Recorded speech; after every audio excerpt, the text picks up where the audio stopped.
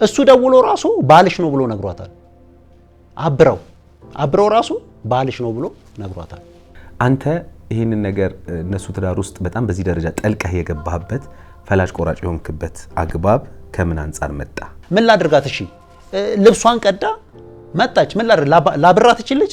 ምናልባት ቆይ አይደለም ልጆች መስማት ተገቢ አይደለም ብዬ ስለማስብ ነው። ቆይ አስጨርሰኝ። አለምሰግድ ላንተ በአንደበቱ ይሄን አለኝ።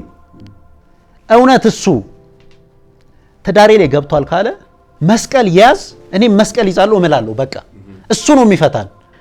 እኔ እግዚአብሔር ብቻ እውነት በዙፋን ላይ ካለህ ፍረድ። በቃ ምንም አልልም። በቃ እኔ ከበደልኩ በቃ እኔ ይቅር አትበለኝ። በቃ እኔ ይቅር አትበለኝ። ይሄ እውነቴን ነው የምልህ።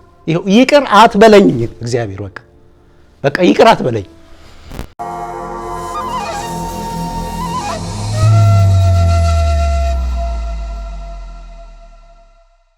ሰላም ጤና ይስጥልን። የተከበራችሁ የዮሃ ሚዲያ ቤተሰቦች እንደምን ሰንብታችኋል? በዮሃ ሚዲያ የተለያዩ ቤተሰባዊ ማህበራዊ ያልተነኩና ያልተዳሰሱ ታሪኮችን ወደ እናንተ ወደ ተከበራችሁ ተመልካቾች እንደምናደርስ ይታወቃል።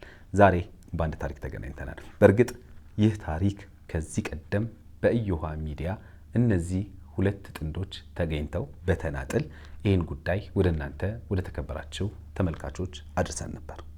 የብር ችግር የለብኝም። እሱ እንደ ዓለምን ተባለ የሚልልህ ይዞኝ ነው እንጂ ቁጭ ብዬ መኝታ ቤት ገብቼ ማልቀስ ነው። ምንድነው የሰራሁት? ፈጣሪ ሁሉ ነገር ባረክልኝ። በልጅ ለምን ትቀጣኛለህ? ሮብለት ለሐሙስ 4 ሰዓት ነው በረራዬ። ሮብለት ሻንጣዬ ምናምን አስተካከልኩና ተነሳው። ስነሳ በቃ አንቺ ከሱ ጋር ከሆንሽ እህትነቱ ያበቃል አለች። አንቺ ማህፀን ወንድ ልጅ አይዝም። እሺ ይሁን። አንቺን እየተጫወቱብሽ ከእንግዲህ ያቃጠሉ ርድብን ማድረግ ነው። ይሁን ያልፋል። እኔ እንደዚህ አይነት ቦታ ይደርሳል ብዬ እኔ መቼምም ሰውም ቢያወራ እየተደወለም ይነገረኛል። ግን ባለቤቴ እንዳያረግም ብዬ ወለ ሰዎቹ ነው የምናገረው። ከዛ በኋላ በተለይ በሁለተኛው ክፍል ማለትም ባል እዚህ ስቱዲዮ ተገኝቶ የፍቻቸውን ምክንያት የመለየታቸውን ምክንያት በሚገልጽበት ጊዜ በዋናነት በዛ ታሪክ ውስጥ በጉልህ የተገለጸ አንድ ግለሰብ አለ። እሷ ብዬ እኔ ከቤተሰብ ከሙሉ ዘመዶቼ ከወገኖቼ ሙሉ ተቋርጬ ብቻዬን ነው ያለሁት። አሁን ብቻዬን ነው ያለሁት ለእሷ ብዬ ማለት ነው። መጨረሻ ግን ነከሳችኝ። አንተ መጀመሪያ እሷን ማሳመኑ ለምን ከበደ? እኔ በቃ ሁሌ ሰጥቻታለሁ። ሁሉም ነገሬ ሰጥቻታለሁ ለሷ። ቤቱን ታሽከርክረው ታዙረው ምንም ታደርግ ለሷ ሰጥቻታለሁ። ስምምነት ነው፣ አብረን እንስራ ነው፣ አብረን እንደግ ነው፣ ስለምትፈሩት ነው፣ ስለሚያበድራችሁ ነው። ምንድነው? ማዕዝ ዘመድ ይደውላል። ግማሹም ይስቅብኛል። እሰይ እንኳን ይበልክ አለኛል። ይበልክ ሲያንስ ነው። አዎ ይበለኝ። እሷን ብዬ ብዙ ተደርጊያለሁ። ችግር የለውም። እሱን በቤቴ ገብቶ የኔን ቤት የበተነው በቤቴ ገብቶ የልጆቼን ቤት ውስጥ እየኖረ ልጆቼ የጠጡበትን ጽዋ ቤቴን ከልጆቼ አልፎ ለሱ ጽዋ እንዲጠጣበት ያደረኩትን ቤቴን በትኖት ልጆቼ ዛሬ የትም በዶሮ ቤት እየኖሩ እሱ ግን ቤት ውስጥ እየኖረ ነው። በእሷ ህይወት ላይ ወሳኙ እሱ ነው። ከ5 ዓመቱ በኋላ ሙሉ ለሙሉ ወሳኙ እሱ ነው። እስቲ ለአሁን ላይ የሚወስነው እሱ ነው። አሁን እዚህ አጠገቤ ባለ ታሪካችን የገለጸው ግለሰብ እዚህ አጠገቤ ይገኛል። ይህ በእኔ በኩል ያለ እውነት ነው፣ አድምጡልኝ ይለናል። ምንድነው ያለው? ምንድነው የሚነግረን? በቆይታችን እናንተ ተከብራችሁ ተመልካቾች የምናደርስ ነው የሚሆነው። በዮሃ ሚዲያ የሚቀርብ ታሪክ ካላችሁና እኛን ማግኘት ከፈለጋችሁ ደውሉ። የመረጃ ክፍል ባለሙያዎች ሀሳባችሁን ተቀብለው ከኛ ጋር ያገናኟችኋል። እኔ አለምሰገድ ታደሰ ነኝ። አብራችሁኝ ቆዩ። በመዲናችን አዲስ አበባ ብዙዎችን እያስገረመ ያለ በአይነቱ ልዩ የሆነ አንድ ስፍራ ላስተዋውቃችሁ። እጅግ ዘመናዊ የሆነ የኑሮ ዘይቤን የያዘ አስደናቂ የህንፃ ጥበብ የተገለጠበት በዓለማችን ላይ ያሉ እውቅ ድርጅቶች የተሳተፉበት ግዙፍ ፕሮጀክት መሃል ከተማ ላይ ከፍሬንድሺፕ ፓርክ አጠገብ ከሸራተን ሆቴል ፊት ለፊት እየተገነባ ነው። አሚባራ ፕሮፐርቲስ ነን። ከባለ 1 እስከ ባለ 4 መኝታ እንዲሁም ሌክዠሪየስ ፔንትሃውስ ቤቶችን በጥራት እየገነባን ነው። ለበለጠ መረጃ በ0901 61 61 61 ወይም በ0969 36 36 36 ላይ ይደውሉ። አሚባራ ፕሮፐርቲስ። ይህ ላንተ ላንቺ ወይም ለርሶ የሚሆን ትክክለኛ መልእክት ነው። ምን አይነት የስሜት ለውጦችን እያስተናገዳችሁ ነው? የድብርት፣ የጭንቀት፣ ከሰው ጋር ያለ መግባባት ወይንስ ባለፈ ታሪኳችሁ ላይ ተከስቶ በነበረው ችግር ዛሬ እንደ አዲስ እያዘናችሁ ነው? ልብ በሉ፣ እያንዳንዱ የስሜት ለውጦች ይታከማሉ በስነ ልቦና ባለሙያዎች አማካኝነት። ስለዚህ የሚፈጠርባችሁን ማንኛውንም አይነት የስነ ልቦና ችግር ለባለሙያዎች በማማከር መፍትሄ ማግኘት ይችላሉ። በቅድመና ድህረ ጋብቻ፣ ከሱስ ከወሲብ ጋር በተያያዙ ችግሮች፣ በግል ጉዳይ፣ በድብርት በጭንቀት ውስጥ ካላችሁ፣ ሰዎች አይረዱኝም፣ እኔም ሰዎችን መረዳት አልችልም፣ ከሰዎች ጋር ዝም ላለ ጊዜ መቆየት አልችልም፣ ባለፈው ህይወቴ ላይ በተከሰተው ችግር ዛሬም እንደ አዲስ እያሰብኩት እየተጎዳው እየታመምኩ ነው፣ በትዳሬ በቤተሰብ ጉዳይም መግባባት አቅቶኛል፣ ከልጆቼ ጋር በተለይ ልግባባ አልቻልኩኝም፣ ለልጆቼ የባለሙያ እገዛ ያስፈልጋል የምትሉ ከሆነ በሀገር ውስጥም ከሀገር ውጭም ያላችሁ ኢትዮጵያውያን ልትደውሉልን ትችላላችሁ። ባለሙያዎቻችንን እዚህ በአካል በመገኘት አሊያም በኦንላይን መጠቀም ትችላላችሁ። በ0928 444 222 ላይ ደውሉልን።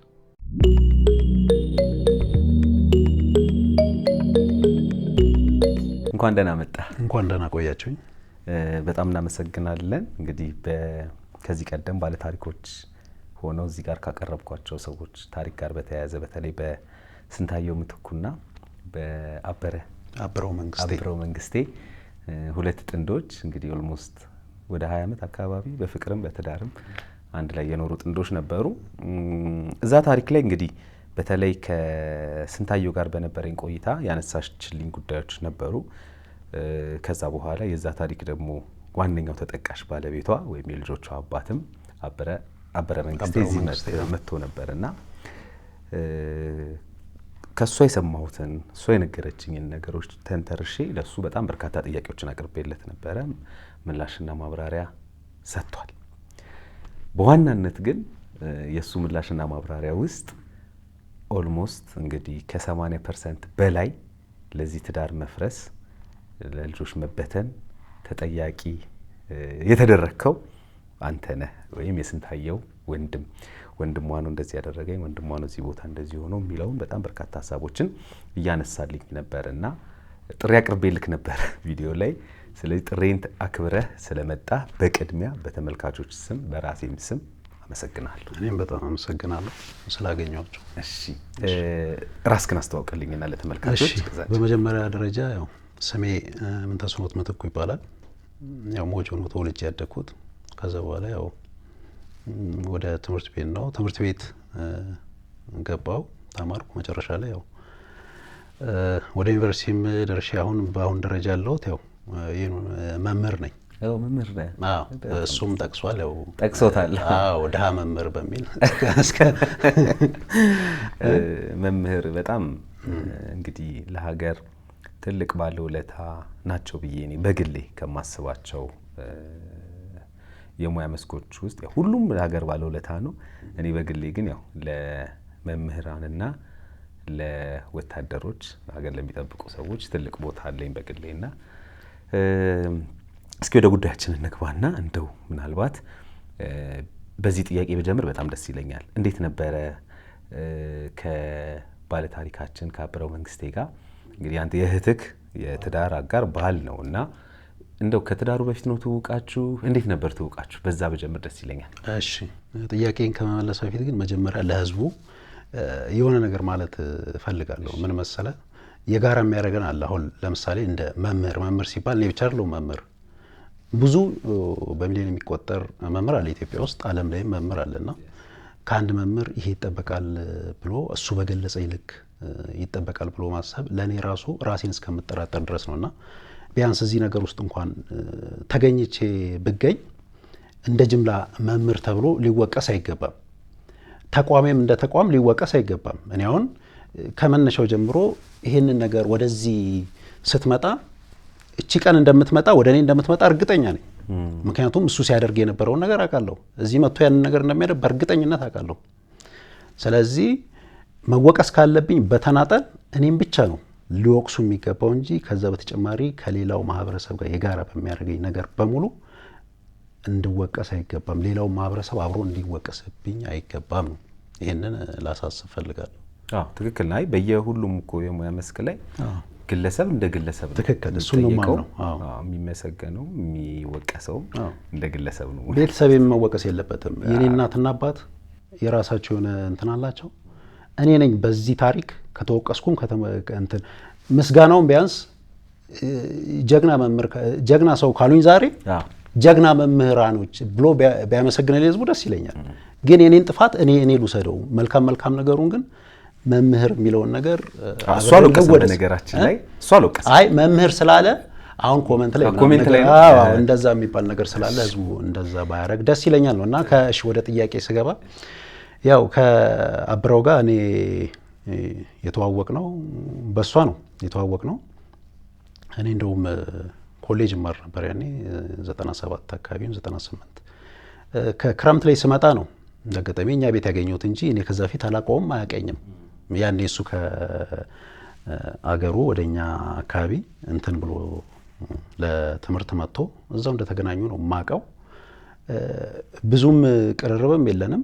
ሌሎች የእሱ ጓደኞችም አሉ አብረው ከእሱ ጋር ማለት ነውና ሌላ እኔ እንደዚህ ጠበቅ ያለ ቁርኝትም የለኝም ነበር። እሷ ከተጋቡ በኋላ ነው ያው የበለጠ ቤተሰብ ሲኮን እንግዲህ ትዳር ሲመሰረት የኔን እህት ያገባው እኔ የማስበው የኔ መርህ ምንድነው ከኔ ቤተሰብ ወንድሜን ያገባች የኛ እንደ አንድ ቤተሰብ ነው የምቆጥራት። 4 ብንሆን 5ኛ ልጃችን ነች።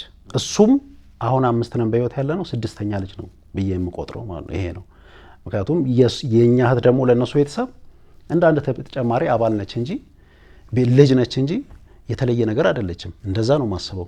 ምክንያቱም ሰው ሲጋባ ተቀላቅሏል፣ ቤተሰብ ነው፣ ልጃችን ነው። እንደዚህ ነው ማስበው ነው ማለት ነው። እና ያው የተጋቡት 2003 ነበር። ወደዛ እንደው ዛሬ ላይ ያለውን ነገር ከመናገር በፊት 2003 ሲጋቡ እሱም ተናግሮታል ምንም እንደሌላቸው ቤት ኪራይ መክፈል ሁሉ እስከማይችሉበት ድረስ ምጥኔው ታሪኩን ተናግራለች። ከአረብ ሀገር መጣ ልጅ ወልዳ ቤት ፈቅዶልን ወንድሜ ምናምን ብላለች። እና እሱን ትክክል ነው የተናገረችው። መጨረሻ ላይ ያው 1-2 ወር ክርስትና ካስነሳች በኋላ ያው ወደ ውጪ መውጣት ፈለጉ። የቤተሰብ ቤት ነው የፈቀድኩላቸው የተፈቀደው ከእናቴ ጋር ሆነን ወደ ውጪ እንትን ሲሉ ቤት ኪራይ መክፈል አቅሙ የላቸውም ስራውም ስለሌለ ማለት ነው። ከዛ ማዘርን ያማክራታል እና ያው ችግሩ ስለሚታወቅ ሲያማክራት የሚከራይ 2 ክፍሎች አሉ ግቢ ውስጥ። አንዱ አልተከራየም፣ አንዱ ተከራይቷል። ስለዚህ አንዱ ክላስ ውስጥ እንግባ ምንም እንደሌለኝ ታውቂያለሽ ብሎ ያማክራታል። ይሄንን ነገር እኔ ብቻዬን ወስነው አይደለም። እኔ ብቻዬን ወስኜ በኋላ ወንደሰን ከስራ ሲመጣ ያው የቤት ስሜ ወንደሰን ነውና ወንደሰን ከስራ ሲመጣ ይቆጣኛል። ስለዚህ ቢያንስ እሱን ጠይቁት ተባለና ያው እንደተባለው እኔ አልናገርም፣ ዝም ነው የምለው በማንኛውም ነገር ማለት ነውና አብዛኛውም ሰው ያቀኛል። በዝምታ ነው እንጂ ሰላምታይ እንኳን ቁጥብ ነው ለሰው ማለት ነው። ዝም ብዬ ከማንም ጋር እንትናለን። ተደወለልኝ። እሱን የደወለልኝ እንደውም በደናው ጊዜ ሲያወራ መልካምነቴን ሲያወራ ዛሬ እንደዚህ ጥላሸት ሊቀባኝ ያን ቀን በቃ ስደውል ራሱ መልካም መልስ አገኛለሁ ብዬ አይደለም በጣም እፈራ ነበር የሚል ነው። በጣም ስለማንቀራረብ ማለት ነው። ሰላም እንዴት ናችሁ ከማለት ውጪ እንደዚህ አብሮ ተጫውቶ ተሳስቆ እኔም ስራ ስላለኝ ወደ ስራዬ ነው የሚሄደው። ብዙ እንትን አንገናኝም። ከዛ ደወለልኝ 6 ሰዓት አካባቢ ነው ትዝ ይለኛል። ወንደሰን አለኝ፣ ሰላምታ ተለዋወጠን። እንደዚህ ቤት ኪራይ ምናምን ነገር እዛ ግቢ ውስጥ አለ እና ከፍተን ልንገባ አስበን ነበር እና ትይን ስናናግራት እሱ ካልፈቀደ አይቻልም አለችኝ። ስለዚህ ከፍተን ብንገባ ከፈቀድክልን አለ። እንዴ ይሄ ታዲያ እኔ ጋር ምን ያስደውላል አልኩት። እናንተው እዛው ተስማሙ እንጂ የእናንተ ልጅ እኮ ማለት እኮ ያንተ ብቻ ነች ወይ ልጅቷ እኮ የኛም ነች የተወለደችዋ ማለት ነው። ለልጅቷ ሲባልም በሚል ነው የኛም ነች። ዛሬ እኛ ቤት አለን ብለን እና አንተ ላይ ቤት የለህም ብለን ልንኩራራ አይገባም። እናንተም ነገ ቤት ትሰራላችሁ ያልኩት ይሄንን ነው ቃል የተናገርኩት። አንተ ታላቅ ነህ? ከኔ በእናትና በአባት ታላቅ ነኝ። አንድ ደግሞ በቀደምለት ኦዲዮ ላይ የገባች በስልክ ጥሪ የገባች እሷ የእናታችን ልጅ የሁላችንም ታላቅ ነች። የሁላችሁም ታላቅ ቤት ውስጥ አይሚን እኔ ይህን ሀሳብ ያነሳው ልክ ለምንድን ነው እንግዲህ አሁን ሁሉም ወላጆች የየራሳቸው የሆነ የልጆች አስተዳደግ መርህ አላቸው። ሁሉም ወላጆች በልጆቻቸው ላይ የሚያዙት በንብረታቸው ላይ በቤታቸው ላይ የሚያዙበት የየራሳቸው መርህ አላቸው አይደለ? ለምሳሌ አንድ አባት ወይም አንዲት እናት በልጆቿ ጉዳይ ላይ በተለይ በንብረታቸው በወላጆች ንብረት ላይ በራሳቸው በሆነ ንብረት ላይ ራሳቸው የሚያዙበት አግባብ አለ።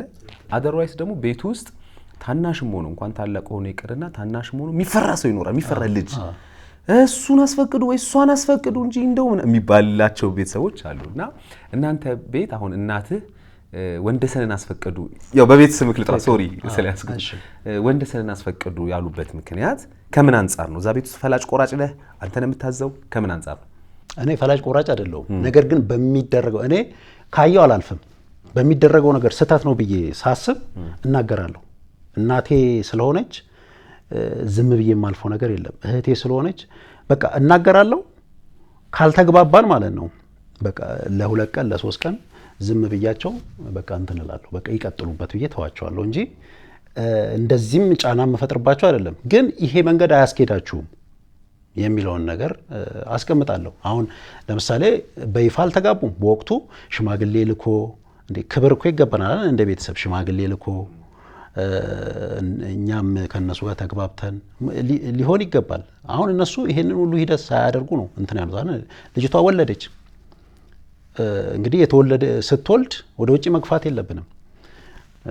ወደ ውስጥ ያዝናት የምናርሰውንም በቻልነው አቅም አረስን። እሱም ደግሞ በዛው ልክ ምጥን እንደተናገረችው እሱም ተናግሯል። 3 ወር ያህል እዛ ቤት ተቀምጧል። እኔ አላቅም ይሄን ታሪክ እኔ አሁን በቅርብ ነው የሰማሁት በእርግጠኝነት ማለት ነው። ምክንያቱም ያው ታላቅ ስለሆንኩ በዛ ላይ ደግሞ እኔ የተለየ ነገር በቃ ከአስተዳደጌ የተለየ ነው። እናቴ በጣም ጥብቅ አድርጋ ነው ያዘችኝና ስታሳድግ የመጀመሪያ ልጅ ድሮ በምል እንግዲህ 80 ውስጥ ተወልደህ ያለውን አስተዳደግና 90 ውስጥ ያለው አንግባባም። አሁን ከመጨረሻው አቴ ጋር እኔ አሁን አንግባባም።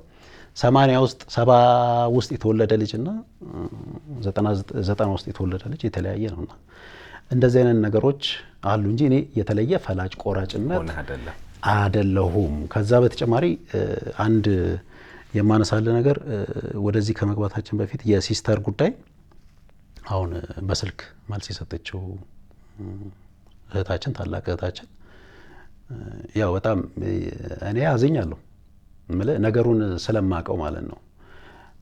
እስከዚህ ድረስ የጥላቻ ጥግ ማሳየት ለኔ ከብዶኛል። ጥሩ አይደለም።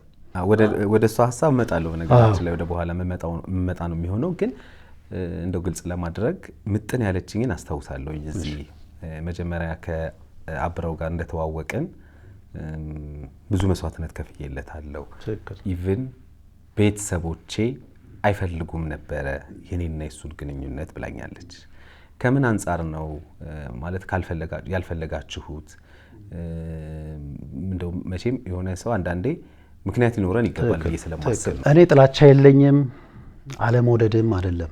ግን እንደ ታላቅ ወንድም እሷ ተመራ የመጀመሪያ ዲግሪ ይዛ በትንሹ ማለት ነው ከዛም ቢያንስ ዲፕሎማ ይዛ የራሷን ገቢ ካገኘች በኋላ በትዳር መቀጠል አለባት በሚል ነው እንግዲህ አስብ ስትናገር የነበረው 9ኛ ክፍል ፍቅር ተጀመረ ማለት አስብ በዛ ጊዜ የነበረው አስተሳሰብና ዛሬ የተለያየ ነው። ዛሬ 8ኛ ክፍልም 6ኛ ክፍልም እንትን ሊሉ ይችላሉ ልጆች አፍቅረው ተቃቅፈው ሊመጡ ይችላል። ያኔ እኮ ጎዳና ላይ እንኳን እያወራ ስትሄድ ወይንም ተቃቅፈ ስትሄድ እኮ ሰፈሩ ጠቅላላ ኢግኖር ነው የሚያደርግህ። እና ግን እኔ በጥላቻ አይደለም እኔ ደሃ ስለሆነ እንደ ትልቁ እህታችን እንዳለችው ደሃ ስለሆነ እኔ እሱ ውስጥ የለውበትም። ግን እህቴ እንደ ታላቅ ወንድም በትምህርት አምናለሁ እና ተምራ ሁሉም አሁን ከኛ ቤት ውስጥ በትምህርት ገፍቶ የሄደ የለም። በጣም የምናደድባቸው እንደውም እሱ ነው። ምክንያቱም እኔ ሉዝ ያረኩት ነገር አለ። ዛሬ እዚህ ቦታ ላይ ብቆምም መምህር ሆኜ እንደው ትንሽ ቦታ ላይ ብቀመጥም እኔ ከኔ የተሻለ ሆነው እንዳገኛቸው ፈልግ ነበር። ምኞቴም እሱ ነው። ትምህርትን በእህቶቼ እኔ ሳላቅ ያጠፋው ጊዜ አለ፣ ያባካንኩ ጊዜ አለ። እኔ ያባካንኩትን በልጅነት በእንዝላልነትም ይሁን ባለማወቅም ይሁን በልጅነትም ይሁን ያጠፋው ጊዜ በእነሱ ላይ እንዲደገም ስለማልፈልግ ብቻ እንደ ወንድም ማሰብ ያለብኝን ነገር ነው ማሰለ። ቅን ነው የምታስበው አለ እንዴ? ያንተ እህት ለምሳሌ በ9ኛ ክፍል እያለች ፍቅሩ ህይወት ውስጥ እንድገባ አትፈልግም። ግን ፍቅሩ ህይወት ውስጥ ገፍታ ከገባች ትመክራለህ ገፍታ ትለቃታለህ። እኔ ለቅያታለሁ። ምክንያቱም እስከተወሰነ ጊዜ ድረስ በቃ ወደ ትምህርትሽ አተኩሪ ብዬ ተናገርኩ። ሳያት ያው የመስማቱ ነገር ዝቅተኛ ሲሆን ለቀኳት እኔ። ምክንያቱም መብቷ ነው። ከዛ በኋላ ለሚመጣው ነገር እንግዲህ መከራው ሲመጣ ወደኛም ይመጣል። የተወሰነ ሼር ታደርጋለህ፣ በቻልከው አቅም ትደግፋለህ።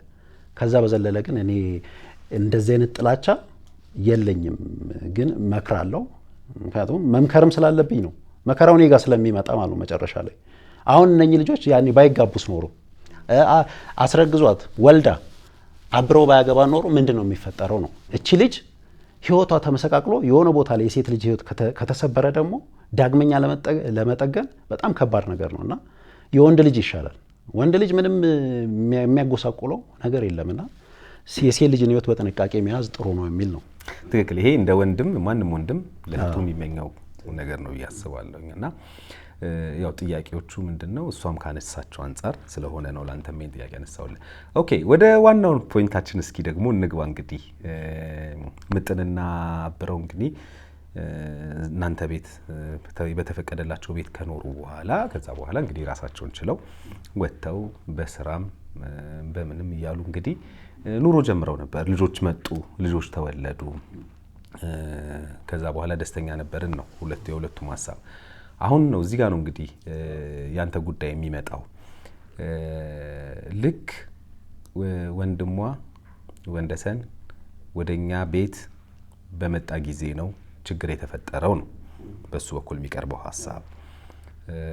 እሷ ደግሞ አይደለም የሚል አይነት ሀሳቦችን አንስታ ነበር እና ትዳራቸው ላይ መቼ ነው የገባኸው አንተ?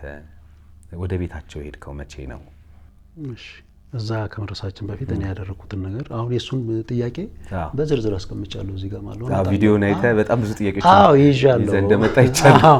ምክንያቱም እንዳይረሳ ስለምፈልገው አሁን የምጥን ጥያቄዎች የተዘለሉ አሉ ብዬ ስለማስብ ማለት ነው። እኔ ደግሞ እዚህ ጋር ግልጽ አድርጌ መሄድ ለህዝቡም ጭምር ነው። የኔ ስም ነው የጠለሸው፣ አመት ሙሉ ተበልቼበታለሁ።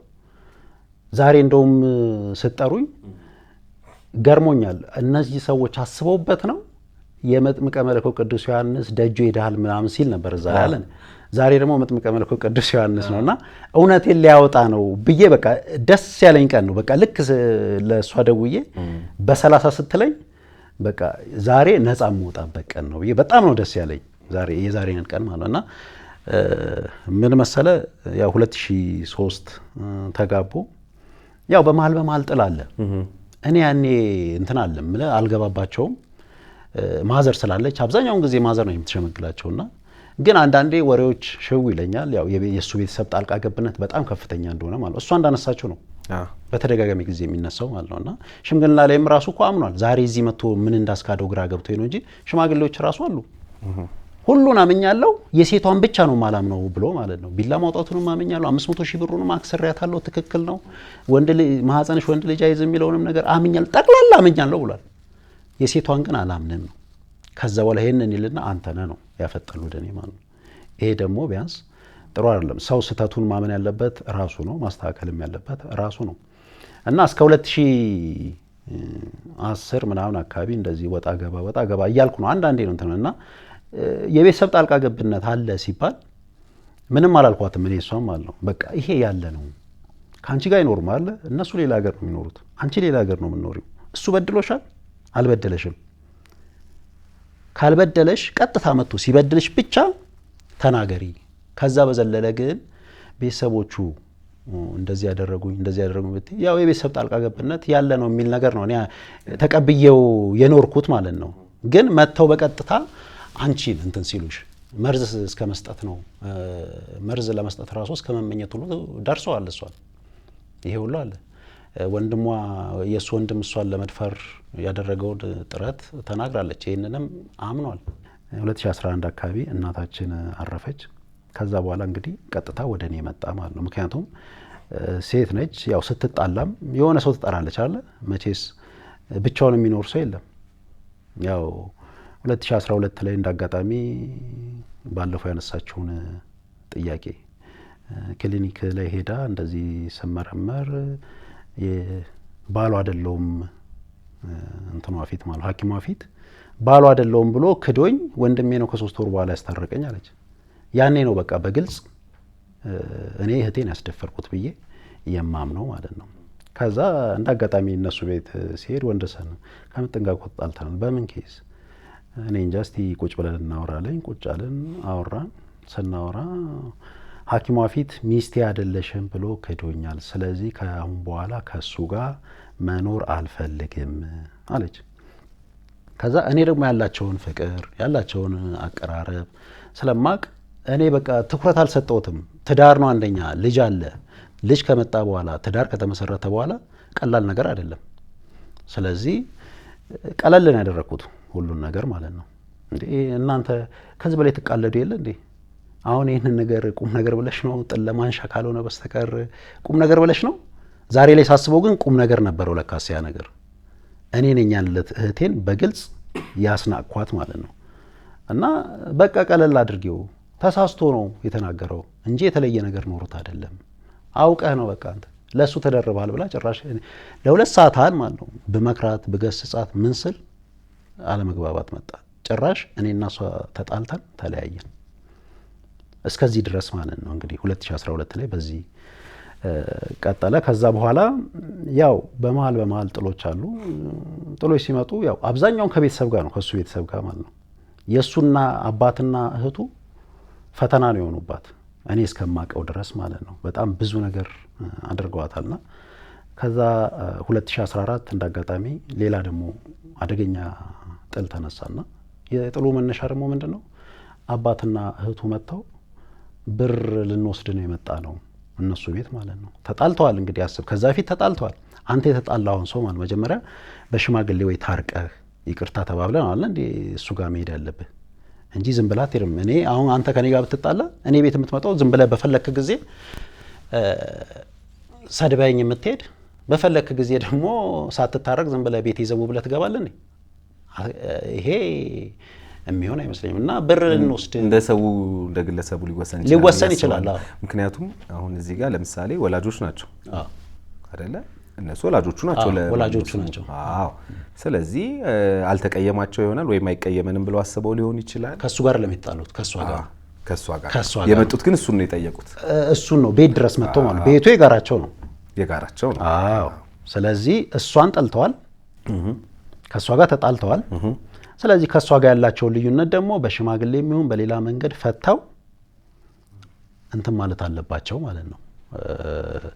ቀጣይ ህይወታቸውን መቀጠል አለባቸው። እኔ እስከሚገባኝ ድረስ ነው እማቀው እና ብለው መጡ የሚል እንትን ነው። እኔ እንደውም ስራ ቦታ ነው ያለሁት።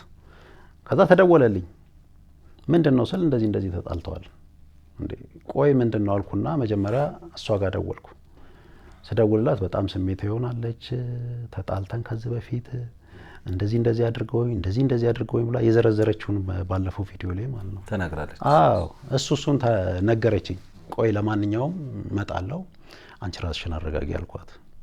ከዛ እሱ ጋር ደወልኩለት። ምንድነው አብሮ የተከሰተው ነገር ምንድነው ችግሩ ስለው ምጥን ጥፋት የለባትም ይሄንን ያለኝ። ምጥን ጥፋት የለባትም። የኔን መልካም ኑሮ የማይፈልጉ አባትና እህቴ ቤተሰቦቼ ዘመዶቼ ናቸው ይሄንን ነገር ያደረጉት ያጣሉ። ይሄንን ቀጥታ ነው ማርያምን እውነቴን ነው የምልህ። ይሄው መጥምቀ መለኮት ቅዱስ ዮሐንስን ይሄንን ያለኝ። ከዛ በኋላ በቃ እሺ እሱ የለበትም አልኩ። እሷ ደግሞ የምትለው ከጀርባ ሆኖ እሱን የላካቸው እንጂ እነሱ እንደዚህ እስከዚህ ድረስ አይመጡም። ከዛ ይሄንን ሲለኝ በቃ እኔ አይ እሱ የለበትም ደወልኩላትና እሱ ጋር ደውያለሁ። አርፈሽ ተረጋግተሽ ተቀመጪ።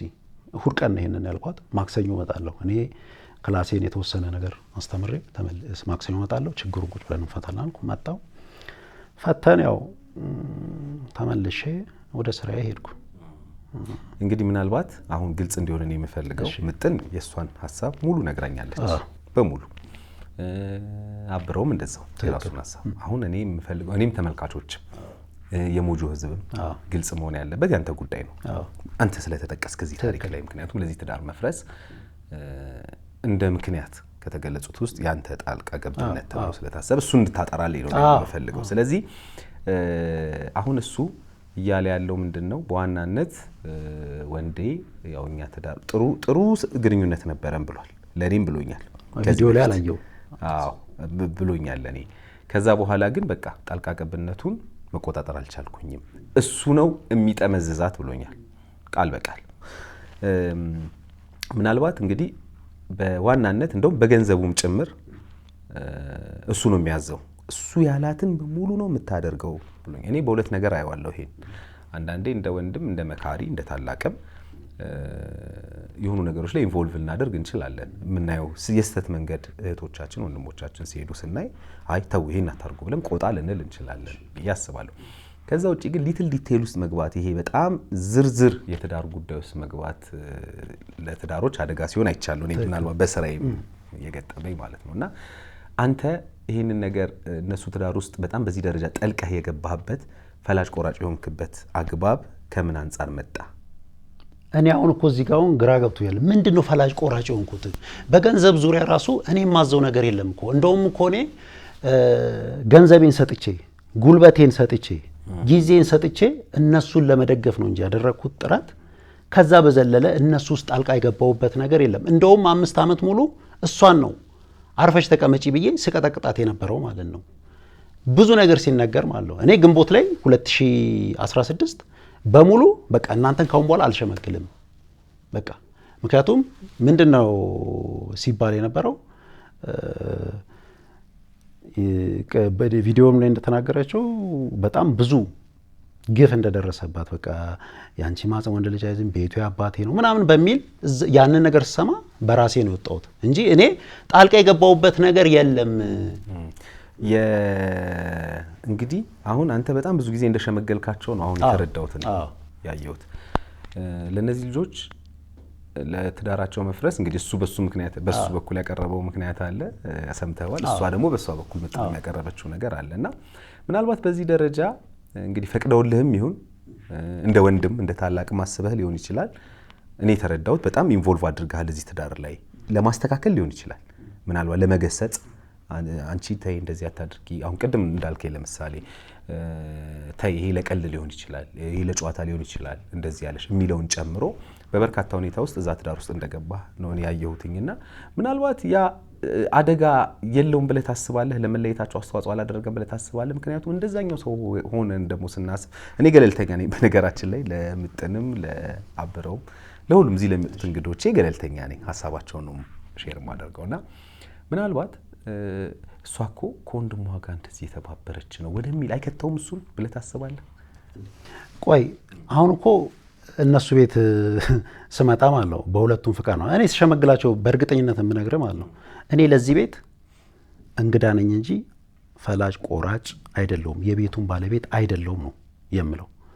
ምጥን ትዳርሽን አንተም ትዳርህን በአግባቡ ይዛችሁ ብትቀጥሉ ጥሩ ነው።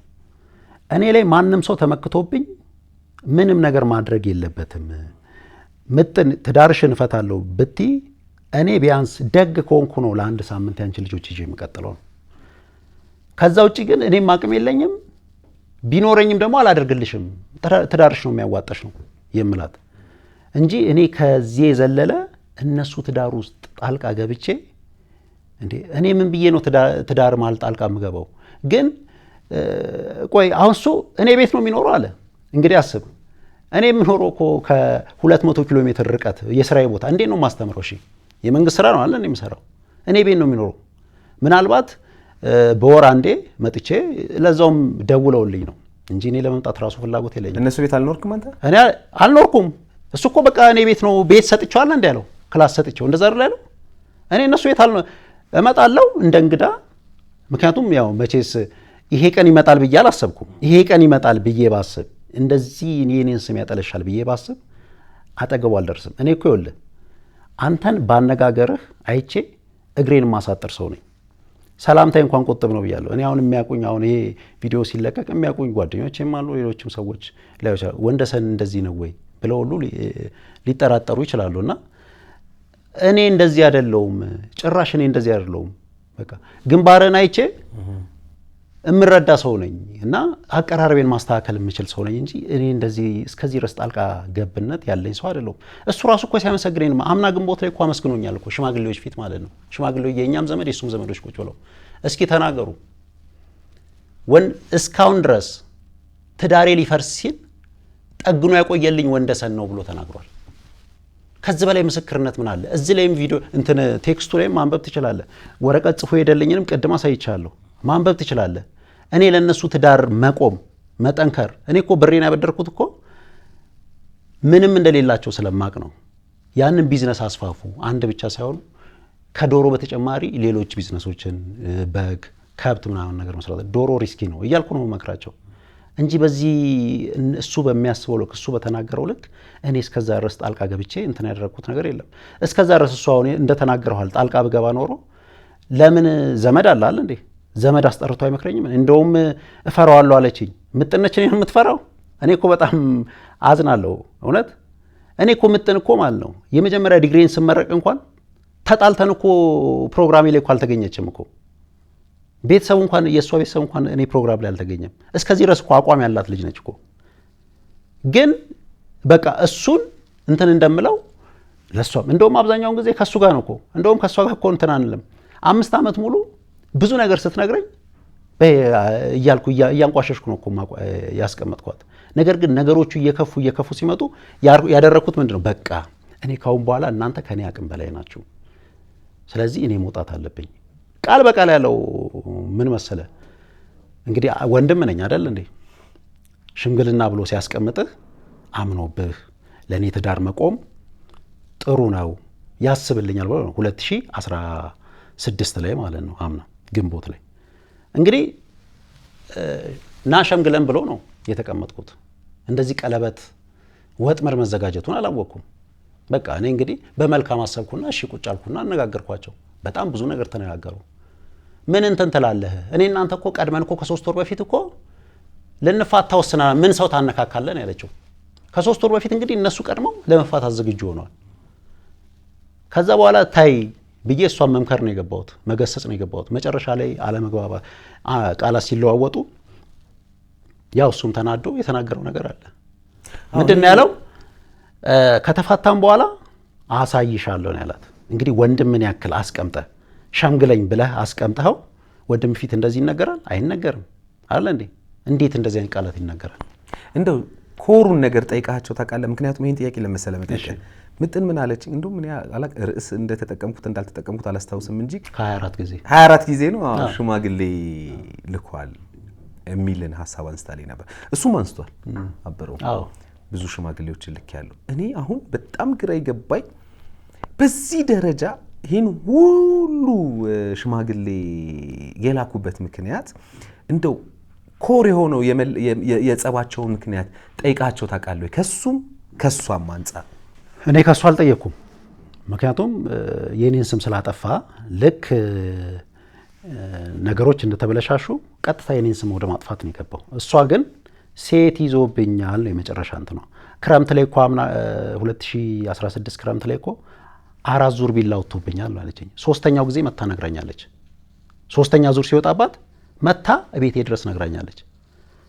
ከዛ በኋላ በቃ ደሪ ነው ያልኳት። አልዋሽም ማለት በቃ እኔ ጋር ደሪ ያልኳት። አላድርም ሄዳለሁ አለች። ሄደች። ሌሊቱን መተኛት አትበለው። ምክንያቱም ለኔ ሁለቱም ሳይድ መከራ ነው። እንግዲህ አስብ ቢላ ወጣብኝ እያለች ሂጂ ደሪ ብዬ መላክ 4ኛ ዙር እንደው ወጥቶ አውጥቶ እንዳወጣው ቢገላት ኖሮ እኔ ጧት ተነስቼ ማታ ነግራኝ ነበርኮ ትላንትና ማታ እንደዚህ ብላ መታ ነግራኝ በቃ ሂጂ ብዬ ነው ደሪ ስላት ተነስታ ስትሄድ ዝም አልኳት። ህዝቡ ምንድነው የሚለኝ? እህትን አብረው ሳይሆን የገደለው አንተ ነው የገደልካት። ማታ እንደዚህ ብላ እየነገረች እንዴት ትለቃታለህ ነው። ይሄኛውን አንዱን ሳይድ ላሰበሽ ባሳድራት እንዴ ማን ሆኖ ነው እሱ እኔ እህት ላይ ቢላ ለዛውም 3ኛ ዙር ብለ ስሜታዊ የሆነ ማለት ነው እደሪ ብለ ብታሳድራት ጧት ብትሄድ ምንድነው የሚፈጠረው? የት አድረሽ ነው የመጣሽው? ውጪልኝ በሚል ጥል ይነሳል አይደል እንዴ? በዚህ ጊዜ ማን ነው የሚነሳው? እኔ ነኝ አይደል እንዴ? ሁለቱም ሳይድ ለኔ መልካም አልነበረም። ግን ሄደች አደረች፣ በማግስቱም አደረች። በሆነ ቀን ደግሞ 4ኛ ዙር ቢላ ወጣባት። እህቴን እኮ እስከዚህ ድረስ ነው እኮ የገፋዋት እኮ እስከዚህ ድረስ ትዳሯን እንድትይዝ ማለት ነው። እኔ በመሃል ግን ያለኝ እንትን ሌሊቱን መተኛት አትበለው። ሌሊቱን አሁን ተደውሎልኝ እንደዚህ ሆነች የሚል ስልክ ጥሪ ነው የምጠብቀውና ልክ ከ4 ሰዓት ምናምን አካባቢ ተኛለሁ። 6 ሰዓት ላይ ተነስቼ ከ6 ሰዓት በኋላ እንቅልፍ አይወስደኝም። ምክንያቱም የነገረችኝ ነገር ጭንቅላቴ ላይ የተቀመጠው ነገር ማለት ነው። በጣም ከባድ ነው። ከዛ በኋላ ዋናው የጥላችን መንስኤ እሷ የምትለው ያው ከኋላ ያለ ነገር አለ። የቤተሰቦቹ ጣልቃ ገብነት፣ እሷም የተናገረችው ነገር ንብረት ያምርሻል ወይ እኔ ስለሆንኩ ነው እንጂ ለሴት ልጅ የፈረምኩት የሚለው ብዙ ታሪኮች አሉ። እሷም የተናገረችው ማለት ነውና ዋናው መንስኤ ሴት ይዞብኛል ነው። እኔ ደግሞ ሴት ስለመያዙ ምንም ማስረጃ የለኝም። ምክንያቱም ከነሱ ጋር አልኖርማ። ምንድነው ማስረጃዬ?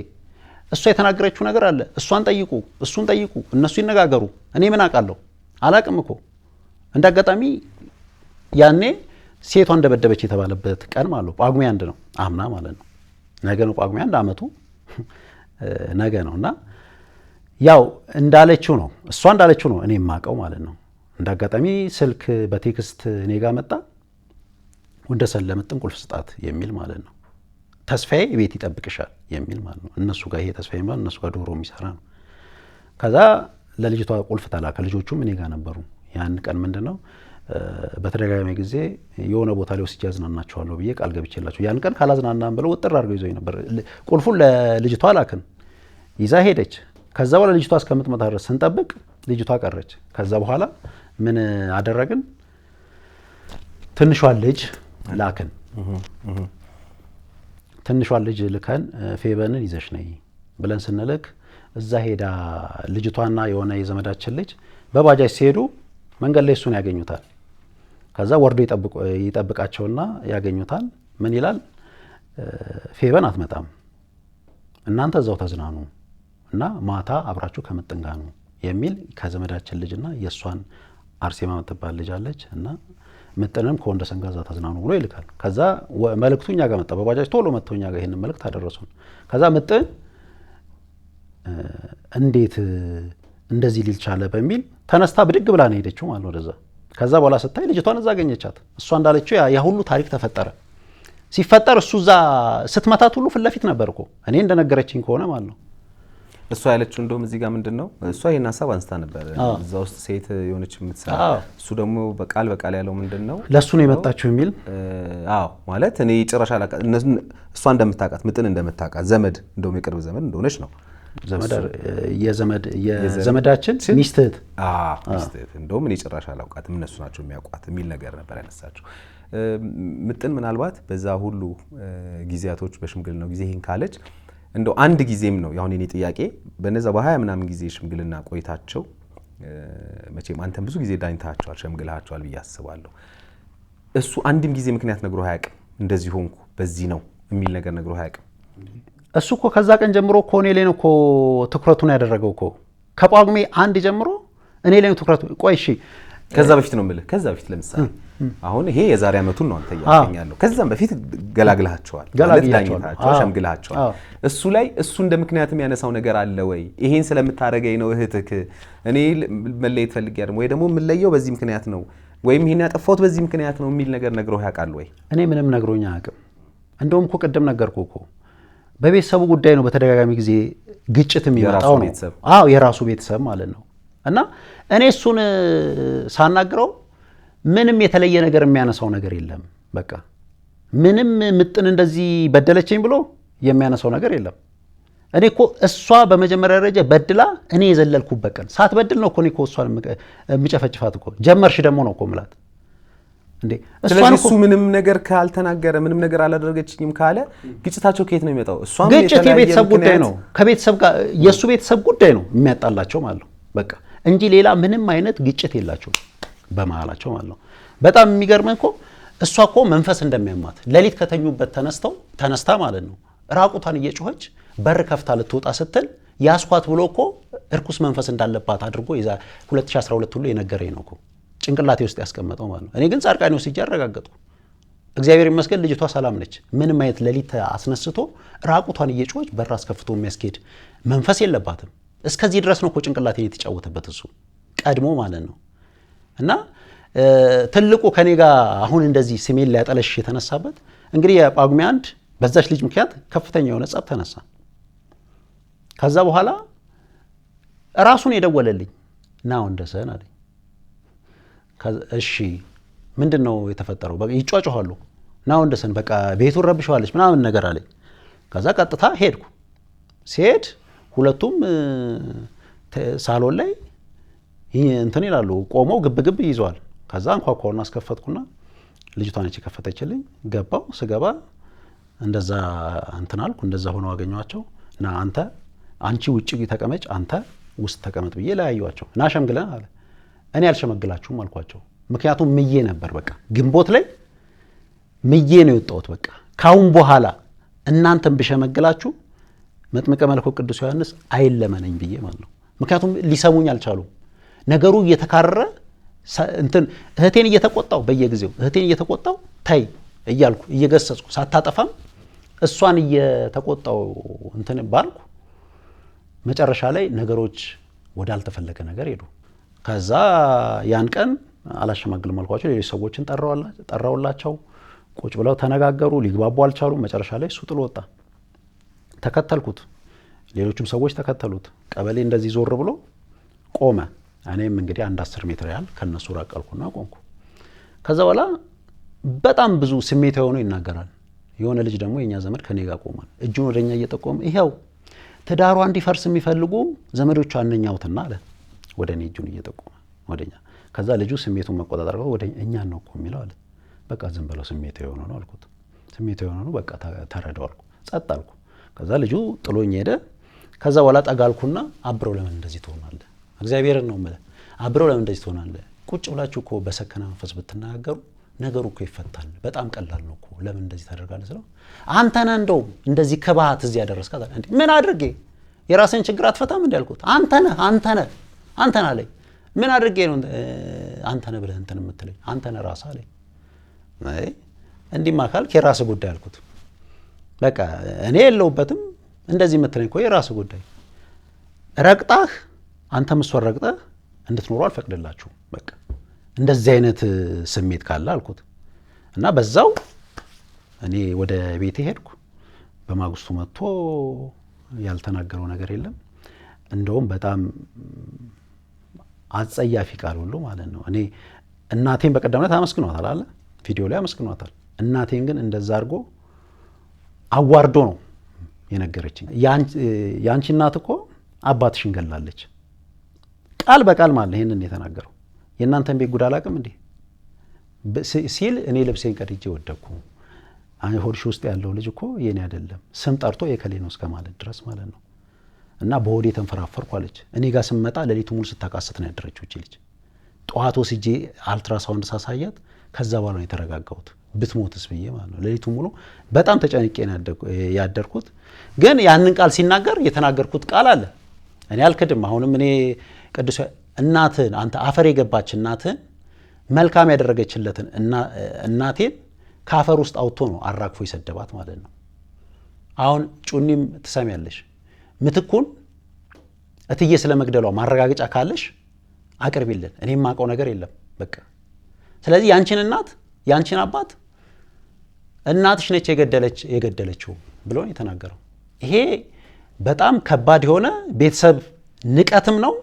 እሷን ብቻ አይደለም የተናገረው እኔንም ነው የተናገረው አለ እንዴ። እና እናታችን ምን ሆና እንዳሳደገችን አውቃለሁ። አባታችን ምን ሆኖ እንዳሳደገን አውቃለሁ። እና እስከዚህ ድረስ ነው የተናገረው። እና የተናገርኩትን ነገር ተናግሬያለሁ። አዎ እኔ ምናልባት እንግዲህ እዚህ ውስጥ የምረዳው ነገር ወንደሰን አንዳንዴ ሰዎች ስሜታዊ ሆነው መረጃ ሊሰጡን ይችላሉ። ገባ በቦታው እኛ ካልነበርን ግን ስለዛ ነገር ማረጋገጫ አይኖረንም አይደል? ለምሳሌ ዓለም ሰገድ እንደዚህ አለ ብሎ የሆነ አንድ ሰው መጥቶ ለአንተ ቢነግርህ አልነበርክም አንተ ያንን ሰው ካመንከው ለዛ ነገር ምላሽ ነው የምትሰጠኝ አይደል?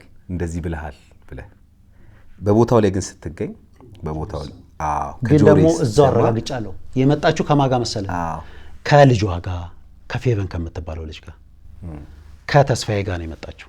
እነሱ ናቸው ይዟት እንደውም የመጡት ማለት ነው። ከዛ በኋላ ምን ብለዋል አልኳት።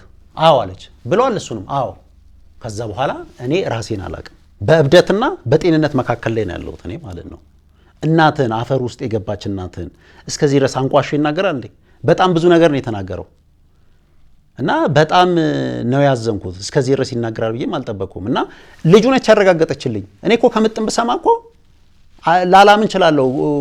ሌሎች መረጃዎችን ሰበስባለሁ። እዛው ነው ልክ ስትናገር አዎ አዎ ነው ያለችው ልጅቷ። ተስፋዬ የተባለውም አዎ ነው ያለው። እንግዲህ ምን እንግዲህ ልጁ ከመሰከረችበት ተስፋዬ የሚባለው ከመሰከረበት ምንድነው ማረጋገጫ የምትፈልገው ከዚህ በላይ? አንተ ከነሱ ጋር በአንድ ቤት ውስጥ አልኖርክም እስከ መጨረሻው እስኪለያዩ ድረስ? በእንግድነት እመጣለሁ እንጂ አልኖርኩም። በእንግድነት መጥተህ ምን ያህል ጊዜ ትቆያለህ? እምልህ ቢያንስ ሳምንት ልትቆይ ትችላለህ።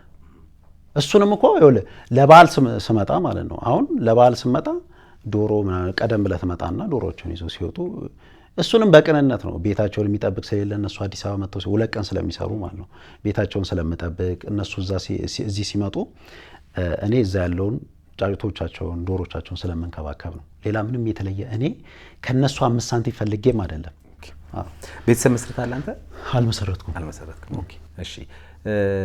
ሌላው ምናልባት ከቤት እሱን አስወጥታቸዋል ከቤት? ከየት? ከዛ ቤት ከሚኖሩበት ቤት? ከየትኛው ቤት?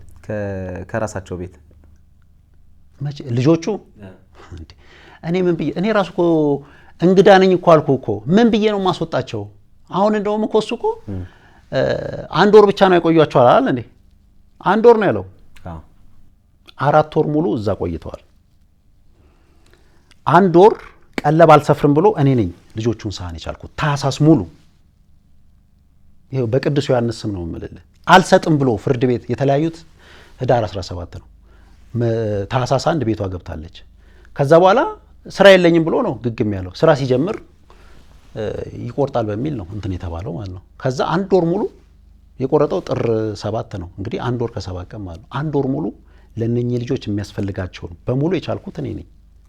ምክንያቱም መማር ስላለባቸው ልጆቼ ናቸው ብዬ ስለማስብ ነው እንጂ እኔ ከነሱ ላይ ከሆነ ምንም የማገኘው የተለየ ነገር የለም። ልጆቹ ቢያድጉ የአጎትነት ሚና ነው እንጂ ያለኝ የእናትነት ሚና የለኝም፣ የአባትነት ሚና የለኝም። መጀመሪያ የሚረዱት እናትና አባታቸው ነው እንጂ እኔን አይረዱኝም። ከዛ በኋላ እኔ ቢያንስ የመረዳት እንትኑ ካለ የመረዳት እድሉ ካለ ልረዳ የምችለው ማለት ነው። እና ግን ልጆቹን በጣም ተስፋ ማድረግባቸው ነበር እንደዚህ ዛሬ መጥቶ እንደዚህ ባይበጠብጣቸው ማለት ነው እንጂ እኔ አላባረርኳቸውም። በጣም የሚገርም ማለት ነው። በጣም የሚገርም መጨረሻ ወደ ወሩ መጨረሻ አካባቢ እጅ አጠረኝ። ገንዘብ አነሰኝ ማለት ወደ 20 ስገባ የመንግስት ሰራተኛ ስትሆን ገንዘብ ያጥራል። በዛ ላይ ደግሞ የእሷ ችግር እንደዚህ ተደርቦ መጥቶ እኔ አመት ሙሉ እኔ ነኝ ያስተዳደርኳት። አሁንም ቢሆን እስከ ዛሬ ድረስ እኔ ነኝ ያለችው። እስቲ አባታችሁ ጋር ሄዱና እስቲ ለነገ ሳህን ይዛችሁ ነው ትንሽ የሆነ ነገር በቃ ፓስታም ሩዝም ይዛችሁ ነው ብዬ ትልቋን ልጅ ላኩ። ስልካት ምንድን ነው ያለው? ዛሬ ልጆቼን ወዳለሁ ብሎ እንደዚህ ራሱን ክቦ የሚናገረው ሰውዬ እንደዚህ አይነት አሉባልታ ይዘሽ እንዳትመጪ ነው ያለኝ አለችው። ከዛ በኋላ ግማሽ ኪሎ ሩዝ ነው ገዝቶ የላከው። አባት ሆኖ ግማሽ ኪሎ ሩዝ ብቻ ገዝቶ መላክ ምን ማለት ነው? ወር ሙሉ እኔ ነኝ እኮ ያስኩለት። ከዛ በኋላ በልጆቼ ለ5 ዓመት ብቻ ነው እንጂ የምጠብቀው ከ5 ዓመት በኋላ ልጆቼ ወንደሰን ላይ እንዲነሱ አድርጌ በቀል እየጋትኳቸው ጥላቻ እየጋትኳቸው ነው ማሳድጋቸው ብሎ ተናግሯል። ልጅቷም ተናግራለች። ትልቋ ልጅ ማለት ብሎናል። 4 እንጀራ እኛ ቤት ይቀርባል። አንዱን እንጀራ አንቺ ትበያለሽ በፊት፣ አንዱን እንጀራ መጥን ትበላለች፣ አንዱን እንጀራ አርሴማ ትበላለች፣ አንዱን እንጀራ እኔ ነበር የምበላው። አሁንም 4 እንጀራ ይቀርባል። አንዱን እንጀራ መጥን ትበላለች፣ አንዱን እንጀራ አርሴማ ትበላለች፣ አንዱን እንጀራ ፌበን ትበላለች፣ አንዱን እንጀራ ግን በኔ ቦታ ያለውን ወንደሰን ነው የሚበላው ብሎ የተናገረ ሰው ነው። እስከዚህ ድረስ ልጆቹን በጥላቻ አግቶ የሚያሳድግ ማለት ነው። ይሄ አሁን ጥሩ ነው ለልጅ ይነገራል። ወንደሰን ባሏ ነው ብሎ የተናገረ ወንደሰን ባሏ ነው ብሎ የተናገረ ነው እኮ ልጆቹን ቁጭ አድርጎ ጥቅምት ላይ እኛ እንደውም የሰማነው ጥር ላይ ነው። ማርያም ደነገጥኩ ስሰማ፣ ቫይብሬት ነው ያደረኩት። የሰማሁት ደግሞ የኛ ዘመድ እሱ ጋር ሄዶ ወንደሰን ባሏ ነው ብሎ ነገረኝ አለ። ከዛ ሲነግረኝ በጣም ነው የደነገጥኩት። ምጥን እንዳሰማ አልኩት። ምጥን እንዳሰማ ምክንያቱም ጽንስ ላይ ነው ያለችው። እርጉዝ ነበረች። እና ጽንስ ላይ እንግዲህ ሲሆን ሴት ልጅ የተፈጥሮ ባህሪዋ ይቀየራል እንዴ እና ያ ነገር እንዳሰማ አልኩት። እኔ ምናልባት የሚታየኝ እንግዲህ አሁንም ምናልባት እንደው እንደ ገለልተኛ ምን ይታያል ካልከኝ ምናልባት በመሃላችሁ የሆኑ አካላትም ካሉ መጥራት መቻል አለበት ብዬ ነው የማስበው እንደው ለቀጣይም ግንኙነት። ምክንያቱም አሉ ወሬዎችን ለአንተ መተው የሆነ ነገር ለሱ መተው አሁን ለሱ ደግሞ በጣም ብዙ ነው ስላንተ የሚነገረው ያላልከውን ነገር ማለት ነው። ቺስ ለሱ ምምለው እንደዛ ነው። መጥቶ እንደዚህ ሲል ሰምታል ወይ ከሱ አንደበት ሲወጣ ሰምታል ወይ ነው የምለው። ላንተም ቅድም እንዳልኩ ካሁንም እንደምደግመው ማለት ነውና ምናልባት በመሃል ሰዎች ካሉ እነዛን ማየት ማጣራት መፈተሽ በጣም ተገቢ ነው ብዬ አስባለሁ። ለቀጣይ ግንኙነት ማለት ነገም እንደሚፈጠር አናውቅም። ኢንፋክት ሁላችንም አይደለም በአንድ ወቅት በጣም መልካም ግንኙነት የነበራችሁ ሰዎች፣ በጣም ጥሩ ግንኙነት ውስጥ የነበራችሁ ሰዎች፣ ስለ እድገት ስለ ተሻለ ነገር የምታስቡ የነበራችሁ ሰዎች የሆነ ነገር ተፈጥሮ በመሃል ቅራኔ ውስጥ እንኳን ሲገቡ አይ ምንድነው ያ ነገር ይሄን ችግር ምን አመጣው ብሎ መፈተሽ ማየቱ ነው ተገቢ ብዬ የማስበው። ከዛ አንፃር ብናየው ነገሩ በጣም የተሻለ ነው። በመሃል ማን ነው እየተጫወተ ያለው? በመሀል ማን ነው ትክክለኛ የሚሆን የተዛባ መረጃን እያደረሰን ያለው? ይሄ ነው መፈተሽ አለበት ብዬ የማስበው አንደኛ። ሁለተኛ ደግሞ የእውነትም አንተ እንዳጎት ያው የሚገባህን እያደረግክ ይሆናል ለልጆቹ። ለነጋቸውስ የሚጠቅማቸው ነገር ምንድን ነው እነዚህ ልጆች? ምክንያቱም እኛ በምጥንና በአብረው ህይወት ላይ መወሰን ማንም ሰው አይችልም ብዬ አስባለሁ። ራሳቸው አመዛዝነው ነገሮችን ፈትሸው አይተው የትኛውን ብንመርጥ የተሻለ ነው ለልጆቻችን ብለው አስበው የተሻለውን ውሳኔ ይወስናሉ ብዬ ነው የማስበው። እስቲል በሩን ክፍት ያደረኩላቸውም ለዛ ነው። ምክንያቱም ፍርድ ቤት ለያየህ ማለት በፍርድ ቤት ፍቺ ቀደድክ ማለት አብራትኑ አትታረቅ ትገናኛለህ። አትታረቅም የሚልም ህግም የለም። ሶ ምናልባት እዛ ላይ ብዙ የምንሰራቸው ስራዎች ሊኖሩ ይችላሉ። ሊኖሩ ይችላሉ። ግን አሁን ምንድነው ማወቅ የምፈልገው ካንተ ከዛ ቤት አስወጥቶናል የሚል ያው ልጆቹንም እነሱን እሷንም ምጥን ማስወጣት ነበር ከቤት እንዴ ነው? ኧረ እኔ አላስወጣውም እንዴ። እኔ ይሄን አልቆይ ምንድነኝ? እኔ ህግ አለ እኮ ቢያንስ አይደል እንዴ? ህግ የሚባል ነገር አለ። እኔ እንዴት ነው ሰውንም ላስወጣ የምችለው? ቆይ አሁን አለምሰገድ ቅድም ያልጨረስኩልህ ነገር አለ። አሁን በሰው እንትን ነገር መሀል ላይ ገብቶ የተዛባ መረጃ የሚሰጣችሁ ሰው እኔ እኮ በሰው አይደለም እኮ በተግባር እኮ ልጆቹን ነው ከጠየቅ ነው። እኔ ደነገጥኩ አልኩ። ህፃናቶቹን ነው? አዎ ምናልባት እኮ ቆይ አይደለም ልጆቹ መስማት ተገቢ አይደለም ብዬ ስለማስብ ነው። ቆይ አስጨርሰኝ አለምሰገድ፣ ወደ ሌላ ነገር እንትን እንዳይተረጎም ማለት ነው። ገባኝ። ባሏ ነው የሚባለውን ነገር መጀመሪያ የሰማነው ከዘመዳችን፣ ለዘመዳችን እሱ ነገር አብረው መንገሩን በምን እርግጠኛ ሆንክ? ቆይ ነገረኝ። በጣም ደነገጥኩ። ሰውየው ነው የነገረኝ? አዎ ነገረኝ። ቆይ እሺ ያረጋገጥንበት መንገድ አለ። ከዛ ፌበን አርሴማ ችሎቱ ሲያልቅ ያኔ ደግሞ የእንትን የዚህ የቀለብ ሰፈራ ችሎት ነበራቸው። ይሄ ችሎት ሲያልቅ ምን ነግራችሁ ነገር አለ ብለን እኛ በሚስጥር ይዘነዋል። እኔ ምጥን እንዳሰማላለሁ፣ ምጥን ደግሞ እሱ እንዳይሰማ ትላለች። እሱ ደውሎ ራሱ ባልሽ ነው ብሎ ነግሯታል። አብረው ራሱ ባልሽ ነው ብሎ ነግሯታል። ለምጥን ምጥናት ያለች ከኝ ምጥን ነች። እሱን ሁለቱ ሲገናኙ ሊተማመኑ ይችላሉ። ነገረችኝ። እሷ ይሄንን ሰምታ ወንደሰን እንዳይሰማ በሚል ደብቃለች። እኔ ደግሞ ምጥን እንዳሰማ በመሃላችን ከዛ የሆነች ጓደኛዋ ነበር። አንቺ አብረው እኮ እንደዚህ ይላል፣ እንደው የሚያነሳው ቢያጣ እንዴት እንደዚህ ይላል? እኔ ወንድም ሆኔን አያውቅም እንዴ? ምጥንም እኮ ይሄንን ነገር ሰምታለች። ከዛ በኋላ ስጠይቀው ዮሐንስን ማርያምን ባሏ ነው ብሎ የተናገረው አለች ጓደኛዋ። እንዴት እንደዚህ ትላለህ ብዬ ስጠይቀው እንዴ ወንደሰን አናውቀውም እንዴ? የቤቱ ታላቅ ልጅ አለ እንዴ ተብሎ ሲያድግ አይደል እንዴ የምናውቀው? አብረን አፈርፈጭተን ያደግናል እንዴ? እንዴት እንደዚህ ትላለህ? እኛ እኮ እናውቃለን ምናምን ነገር ስለዋለ ዮሐንስን ማርያምን ባሏ ነው። ስለዚህ ለዚህ ሁሉ ግን አንተ ከአብረው አንደበት አልሰማህም? ቆይ እንቀጥል እሺ። ከአብረው አንደበት በወረቀት ጽፎ ልኮልናል። በገባች በሶስተኛው ቀን ምናምን ነገር ወረቀት ተጽፎ ተላከ። ከሰውዬሽ ጋር ገባሽ የሚል መልእክት ማለት ነው። እኔ ደግሞ ከሰውዬሽ ጋር እንደዚህ የባል አይነት ትርጉም ያለው አልመሰለኝም። ከሰውዬሽ ጋር ገባሽ የሚል ወረቀት ለልጅቷ ጽፎ ልኳል። አነበብነውና ምንም እኔ በፊት አልሰማውም፣ ትኩረት አልሰጠሁትም። ከዛ በኋላ ከቤት አይደል ከቤት ወጥቷል። አዎ አንተ እዛ ቤት ነው ያለው። እኔ እኮ ለሷ ብዬ ነው እንጂ እኔ እሷ ጋር ለመኖር ራሱ እኔ ለሰከንድ ዛሬ ምጥን ተነስታ ትዳሬን እፈልጋለሁ ካለች አንዲት ጥያቄ አላነሳም። አንዲት ሰከንድ እዛ ቤት አልቆየም። እርግጠኛው ቅዱስ ዮሐንስን ነው የምልህ። ቅዱስ ዮሐንስን እንደው ይሄንን ነገር ወደኋላ ተመልሼ ለምን እንደዚህ ያደረግሽ እንዴት እንደዚህ ታደርጊያለሽ ብዬ ከተናገርኩ ይኸው ልሳኔን ይዝጋው ቅዱስ ዮሐንስ ማለት ነው። በቃ እርግጠኛው የምነግርህ ይሄንን ነው። ከዛ በባሉ ጉዳይ ማለት ነው ልጆቹን ቁጭ አድርገን ጠየቅናቸው።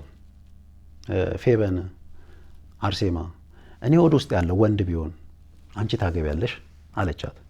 አላገባም አለች። ትንሿንም ጠይቃ አላገባም አለች። እንዴ ምን ማለትሽ ነው እማዬ? ካላገባችሁማ በአብረው መርህ መሰረት ምጥን የወንደሰን ሚስት ነች ብሏል። ስለዚህ እናንተ ማግባት አለባችሁ ምናምን ነገር እንዴ ነው ያላገባ። ይሄንን ታዲያ ዛሬ ነው የምትሰሙት አለች። ሳቁብን። ማርያም ሁለቱም ልጆች ሳቁብን። እኛ እኮ ጥቅምት ላይ ነው የሰማነው፣ ዛሬ ነው ወይ የምትሰሙት? እንግዲህ አስብ፣ ለልጆቹ ወንደሰን የምጥን ባል ነው ብሎ የተናገረ ሰው ማለት ነው። እንዴት ነው እህትና ወንድም የሚጋቡት? የት ሀገር ነው? እኔ ምናልባት ይህን ቪዲዮ እንግዲህ ምጥንም ታያለች አብረው ማያል ብዬ አስባለሁና እኔ የሚያሳስበኝ የእውነት በጣም የሚያሳስበኝ የህፃናቶቹ ጉዳይ ነው። አሁን እንደው በየትኛው የስነ ልቦና ጉዳት ውስጥ እንዳሉ ማሰብ በራሱ ይከብደኛል። ምክንያቱም ከሱ የሚነገራቸው መረጃ፣ ከምጥን የሚነገራቸው መረጃ፣ ካንተ የሚነገራቸው መረጃ ኦር ከሰፈር ሰው ደግሞ የሚሰሙት ነገር ይህን ሁሉ ካለ እድሜያቸው እንደተሸከሙ ነው የሚሰማኝ እና መስተካከልም ስላለበት ነው። በነገራችን ላይ ይሄ ተገቢም አይደለም። በቃ ልጆቹን በጣም የሚጎዳቸው ነገር ቢኖር ይሄ ነው። የነሱ ጉዳይ የምጥንና ያብረው ጉዳይ የራሳቸው ጉዳይ ነው። ትልልቅ ሰዎች ናቸው እነሱ፣ በጣም ትልልቅ ሰዎች ናቸው። የሚጠቅመው የቱ ነው የማይጠቅመው የቱ ነው ብሎ መቼም ያስተውላሉ። የትኛው ነው የሚያቃጥለው የትኛው ነው የማያቃጥለው የሚለውን ያስተውላሉ። እነዚህ ህጻናት ልጆች ግን ካለምንም እዳቸው በዚህ ደረጃ ሀሳብ ውስጥ መግባታቸው፣ ጭንቀት ውስጥ መግባታቸው ትምህርታቸው ላይ አስተዳደጋቸው ላይ ሁሉ ነገር ላይ ተጽዕኖ ይፈጥራል ብዬ አስባለሁ። እና ይሄ አሁን በጣም ልብ ልንለው የሚገባ ልናስተውለው የሚገባና ልናስተካክለው የሚገባ ጉዳይ ነው ብዬ አስባለሁ። እኔ ምናልባት እንግዲህ በጣም እዚህ ላይ መስራትም አለብንም ብዬ ስለማስብ ማለት ነው። እና ቅድም አንድ ነገር ስትለኝ እንደውም እኔ በጣም ደስ አለኝ። ምክንያቱም በቃ እኔ እሷ ከፈለገች ዛሬም ልኑር እንስማማ ብትል እኔ እጄን አልከትም እዚህ ውስጥ ስትለኝ እኔ በጣም ደስ አለኝ። ምክንያቱም ለምጥንም አንስቼላት ነበር ይሄን ፖይንት፣ ላብረውም አንስቼ ነበረ። ያው ወደፊት የምንነጋገራቸው ነገሮች አሉ በሚል ነው በጥቅል ያለፍነውና ለአንተም የማነሳው ይሄንን ነው። ምናልባት ችግሮች ሊፈጠሩ ይችላል። እኔ አሁን አጥጋቢ እንኳን ኢቭን ውሃ የሚያነሳ ምክንያት እውነቱን ንገረኝ ካልከኝ ውሃ የሚያነሳ ምክንያት ለነዚህ ሁለት ጥንዶች መለያየት አላየው አልሰማው።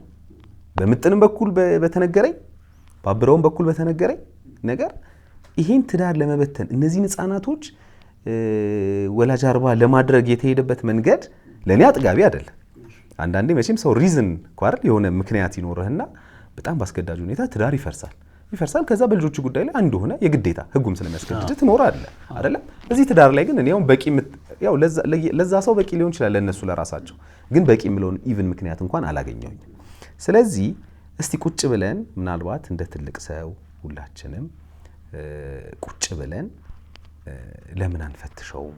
ምክንያቱም ምናልባት እስከዛሬ ያልነገሩንም የደበቁንም ነገርም ካለ ጭምር በምጥንም ምናልባት ያው አሁን አንዳንዴ ምን አስባለሁ እኔ እህት አለች ታላቋ ነኝ ለዚህ የታላቋ ታላቅ ምናምን አሁን አንዳንዴ ያው መደበቂያቸው አይደለን እኛ ኩራታቸው አይደለን አይደል? ኩራታቸው ነን። ስለዚህ የሚነግሩን ነገር አለ፣ ገድበው የሚነግሩን ነገር አለ ስለሚፈሩ፣ ሌላ እኮ አይደለም። ያው ወንድሜ አሁን ይሄን ብለው ምን ይለኛል ብለው ያስባሉ አይደል? ደበቅ ያደርጉናልና ግን እስቲ ሜዳውን ክፍት እናድርግላቸው ያለውን ነገር ለአንዴም ለመጨረሻም ጊዜ ለመፍታት። ይሄ ማለት የግድ ይታረቃሉ ማለት አይደለም። እንዳልኩ ሰው ይለያያል፣ ተለያይቶ ግን በሰላም መኖር ይቻላል። በቃ ያለፈው 20 ዓመት ቀላል አይደለም በህይወት ውስጥ አይደል? ስለዚህ ምንድነው የሚለውን ለመስማት ሜዳውን ክፍት አድርገን እኔ አንተንም እንድትኖር ስለምፈልግ ነው። ቢኮዝ አስተዋጽኦም ስላለ በጣም ያሉት ነገሮች ምንድናቸው የሚለውን ለመፈተሽም በሚሄድበት መንገድ ውስጥ ያንተ ድርሻ ትልቅ ነው ብዬ ስለማስብ ስለምታግዘኝ ብዬ ስለማስብ ሜዳውን እንክፈትላቸው። አሁን እንደ ባለሙያ ነው የምንፈታው ችግሩን፣ እንደ ገለልተኛ ማለት ነው። እዚህ ትዳር ላይ በዛ ደረጃ ይሄን ሁሉ አመት የፈጀ ትዳር ለመፍረሱ ምንድነው ምክንያቱ? ማላይ ነው ጣት የምንቀስረው? የኛስ ድርሻ ምንድነው? የራሳቸው ድርሻ ምንድነው? አውቀውታል ወይ እነዚህ ሰዎች? ምጥን የሷን ድርሻ አውቃለች ወይ? አብረው የራሱን ድርሻ አውቋል ወይ? ይሄ ትዳር ለዚህ ትዳር ያላቸውን አስተዋጽኦ ይሄንን ፈትሸው ሜዳውን እናዘጋጅላቸው። እንደ ገለልተኛ ቁጭ ብለን ብናየው እኔ በጣም ደስ ይለኛል። ቆይሽ ዓለም ሰገደሽ አሁን እነሱ መብታቸው ነው፣ ቁጭ ብለው መነጋገር ይችላሉ፣ እናንተን አስቀምጠው ማለት ነው። እኔ ግን ሞራሌን ሰብሮታል፣ ቅስሜን ሰብሮታል። አስብ እኔ እንደው ለሚዲያ ላይ መጥን ይችላል እንጂ ቀበሌ ድረስ እኮ እኔ እኮ የተከሰስኩት እኮ ቤቷ የመሸገ ሰው አለ ብሎ እኮ ሰው አደራጅቶብኝ ከሶኛል እኮ። ቤቷ የመሸገ ማንነቱም አይታወቅ ፒሲ ይዞ የሆነ ጊዜ ይመጣል የሆነ ጊዜ ይጠፋል ብሎ ማለት ነው። እስከዚህ ድረስ ሁሉ ቀበሌ ከሶኝ፣ ቀበሌ መስከረም ላይ 2 ጊዜ ሊያሳስረኝ ነበር። አሁን ግንቦት ላይ ነው ደግሞ ይሄንን የተናገረው ማለት ነው። ምጥን ማለት እኮ 5 ሳንቲም ይዛ ያልወጣች ነች እኮ፣ ነገርኩ እኮ 5 ሳንቲም ማለት ነው። እኔ ነኝ እኮ በቃ ምን ላድርጋት? እሺ ልብሷን ቀዳ መጣች፣ ምን ላድርግ? ላብራት ልጅ የተደረገችውን ነገር ነገረቻችሁ አይደል እንዴ? በቪዲዮ እንደዚህ ያደረገኝ ሽማግሌ ላይም ቁጭ ብላ ተናገረች። እኔ እኮ ሽማግሌ ላይ ቁጭ ብላ ስትናገር አላደረኩም ቢል ሌላ ማረጋገጫ ትፈልጋለህ? አድርጌዋለሁ፣ ሴቷን ነው ማላም ነው አለ። እንግዲህ ሴቷን አላም ነው በሙሉ አምኛለሁ ነው ያለው። ምን ታደርገዋለህ ታዲያ? ሁሉንም ያመነ ሰው ቤተሰቤን በድሏታል፣ ወንድሜ ሊደፍረኝ ሙከራ አድርጓል። ሴቷን ማለት የኔ ልጅ አይደለች የሚለውን ነው? አይ እሱን አይደለም። እሱማ አሁን ነው የመጣው እኮ። ግን ሴቺ ውሽማ የተባለችውም አለው። እሷን ነው ማላም ነው እንጂ ሌላ በሙሉ ያለችውም አለው። አምኛለሁ ነው ያለው። እሷ የተናገረችውን ጠቅላላ ማለት ነው። ይሄንን እሱ ምን ላይ ነው ያለው? ሽማግሌ ላይ። ሽማግሌዎችም ይቀርባሉ። አንተ ነበርክ? ነበርኩ። ሽማግሌዎችም ይቀርባሉ። ስትመጡ ሽማግሌዎችን ይዘን መጽሐፍ ቅዱስ አውጥ። እኔ እኮ ይኸውልህ አንተ ትዳር ውስጥ አልገባውም ብዬ እና ቤተክርስቲያን ልማልልህ ብዬዋለሁ። እግዚአብሔርን ነው የምልህ። ቤተክርስቲያን ና ልማልልህ፣ አንተም ያልከው ነገር አለ ትምላለህ ብዬዋለሁ። ጸጥ ብሎ መሬት ቁጭ አለ። እንደዛ እንደ አራስ ነብር። የት ነው መጣች ያልከኝ? ምጥን አሁን እሷ ቤቷ ናት ያለው። ቤታቸው ነው ያሉት? አዎ ቤታቸው ነው። አንተ ነህ ቤታቸው ሄድከው? የት ነው የመጣችው? እኔ ጋር ነው የመጣችው። እኔ ከነሱ ጋር እኮ አልኖርም እኮ አልኩህ እኮ። አለም ሰገድ አንተ ቤት ነው የመጣችው? አዎ እኔ በቃ ሲያስወጣት ራሱ እኔ አይደለም ይዤ ወጣኋት። በቃኝ ብላ እኔ ቤት ድረስ መጣች። እሺ ስትመጣ እኮ ፊቷን ብታየው በጣም ለማበር ጥቂት ነገር የቀራት ሰው ነች። መጣች። ምን ላድርጋት? እሺ እህቴ ነች አለ እንዴ። እንደ እህት መቀበል የለብኝም? አትቀበል ካላችሁ በግልጽ ተናገሩ። በቃ ተቀበልኳት። ከዛ ሽማግሌ ተላከ። እኔ ሽምግልናው ላይ አልገባም ብዬ 24 ጊዜ ሲላክ ማለት ነው ራሱ ነው እንደውም እሱ ይግባ ብሎ በግድ ያስገባኝ ማለት ነው። ቁጭ አልኩ፣ አደመጥኩ። ከዛ ጭራሽ ወደ እኔ የጣቱን መቀሰር አመጣ። እነዚህ ወሬዎቹ ምናልባት ይሄ በቃ አለ ምክንያቱም አሁን እኔ ግልጹን ንገረኝ ካልከኝ እኔ በግልጽ ነው የማወራው። ግልጹን ንገረኝ ካልከኝ እስካሁን ከሱ አንደበት የሰማሃቸው ነገሮች የሉም። ግን በአሉ ደረጃ ከልጆቹም እንዳልከኝ ወይ ከሷ ከጎረቤት ከምናም ከሚባሉት አካላቶች ሰምተሃል። እሱ ነው የሚለውና በፊት ለፊት ይነግሮኛል እኮ ላንተ በአንደበቱ ይሄን አለኝ ያልከኝ ነገር የለም። ጥቂት ስለማንገናኝ ነው።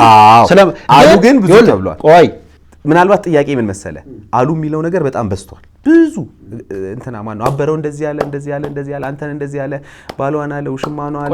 ቆይ ልጨርስልህ ጥያቄና መልስልኝ። እንደዚህ ነው አለ እሱ ነው የሚመራው አለ በህይወታቸው ውስጥ ገብቷል አሉ ናቸው እንዳለ። እነዚህ ነገሮች ምናልባት ተጽዕኖ የፈጠሩብህ ይመስለኛል፣ በገለልተኝነት ነገሮቹን እንዳታይ። ቆይ እሺ ከልጁ በላይ ማንን ታምናለህ? ከልጁ በላይ ታምናለህ? ህፃናቶቹን እኔ ጭራሽ እንደውም ማመን አለብን ብዬ አላስብም። እንዴት ሂዱ ንገሩ እያላቸው ነው እኮ የሚነግራቸው እኮ። ሂዱ ንገሩ። ቆይ እሺ ወንድሟ ባሏ ነው የሚለውን ነገር እነኝህ ልጆች ከየት አምጥተው አወሩ? ሌላ ሰው እኮ ባዳ ቢሆን ተራሉ ባልታ ነው ትላለህ። ከዛ በኋላ ለማጣራት ስንሞክር እንዴ በቃ ብዙ ነገር ነው እኮ የሚወራው እኮ። ስለኔ እኮ እንደው እዛ ሰፈር መተህ ብትሰማ እኮ በጣም ብዙ ነገር ነው የሚወራው። ብር ሁሉ ዶሮ ስንሸጥ ወደ ራሱ አካውንት ነው የሚገባው። ብር ሁሉ ሰርቆኛል እስከማለት ድረስ ሁሉ ነው እኮ የተወራው እኮ። የኔን አካውንት እኮ ማስፈተሽ ይችላል እኮ። እኔ እንደዚህ አይነት ስነ ምግባር ያለኝ ሰው አይደለሁም። እኔ ያስተማርኳቸው ልጆች አሁን ያዩኛል። በመላው ኢትዮጵያ ላይ ተበትነው ያው አንድ ወረዳ ላይ አንድ ተማሪ ሊያገኘኝ ይችላል። ይሄን ቪዲዮ ማለት እኔ እኮ በዚህ ቆሻሻ ነገር በመቅረቤ ብቻ ራሱ በጣም እፍረት ነው የሚሰማኝ። እኔ ያደረግኩት ነገር ለዛ ቤት እንዴ እኔ እኮ አጎትዮ እኮ እንደው ደውለህ እኮ ብትጠይቃቸው ራሱ እኮ ስልካቸውን ሰጥቼ ስለኔ መልካምነት ነው እኮ የሚያወሩት እኮ፣ ስለኔ ጥሩነት ነው እኮ። ዛሬ ተነስቶ እኔን እንደዚህ ቆሻሻ ነገር ይቀባኛል። እኔ ሽማግሌዎቹን ባገኛቸው እኔ ያስባለሁ ማግኘት እፈልጋለሁ። ዓለም ሰገድ እኔ ነግሬሃለሁ። እውነት እሱ ትዳሬ ላይ ገብቷል ካለ መስቀል ያዝ፣ እኔ መስቀል ይዛለሁ እምላለሁ። በቃ እሱ ነው የሚፈታን። በቃ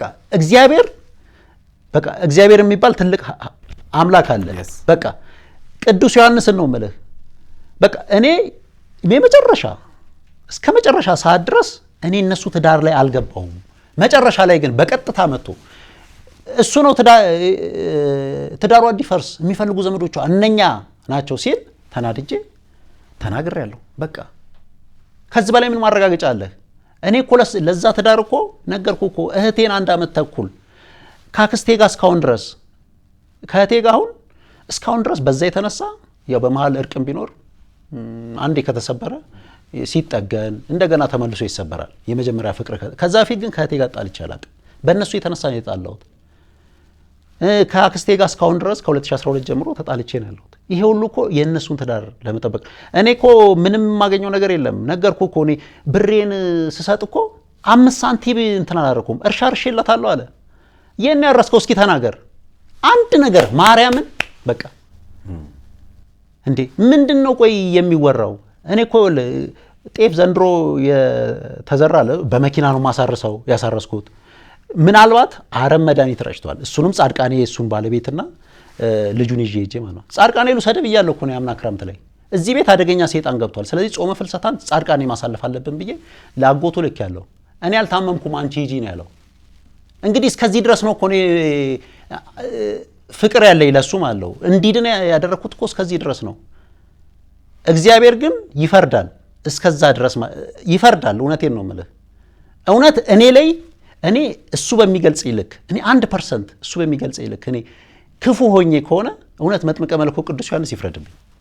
በቃ ያልከውን ጥሩ ሐሳብ ነው ያቀረብከው። እንግዲህ ማለት ሁለት ጽንፍ ነው። አንተ በዚህ ደረጃ እዚህ ትዳር ላይ ያልገባው ኢቭን እሱ ከገባው ገብቷል ካለኝ በዚህ ደረጃ ፊት ለፊት መጥቶ በእምነታችን መሰረት ይግለጽ እንማማል። ይሄ ትልቅ እኔ ለእምነት ትልቅ ቦታ አለኝ ለሁሉም እምነቶች። ስለዚህ ይሄም አንድ የሚያስኬድ ነገር ነው።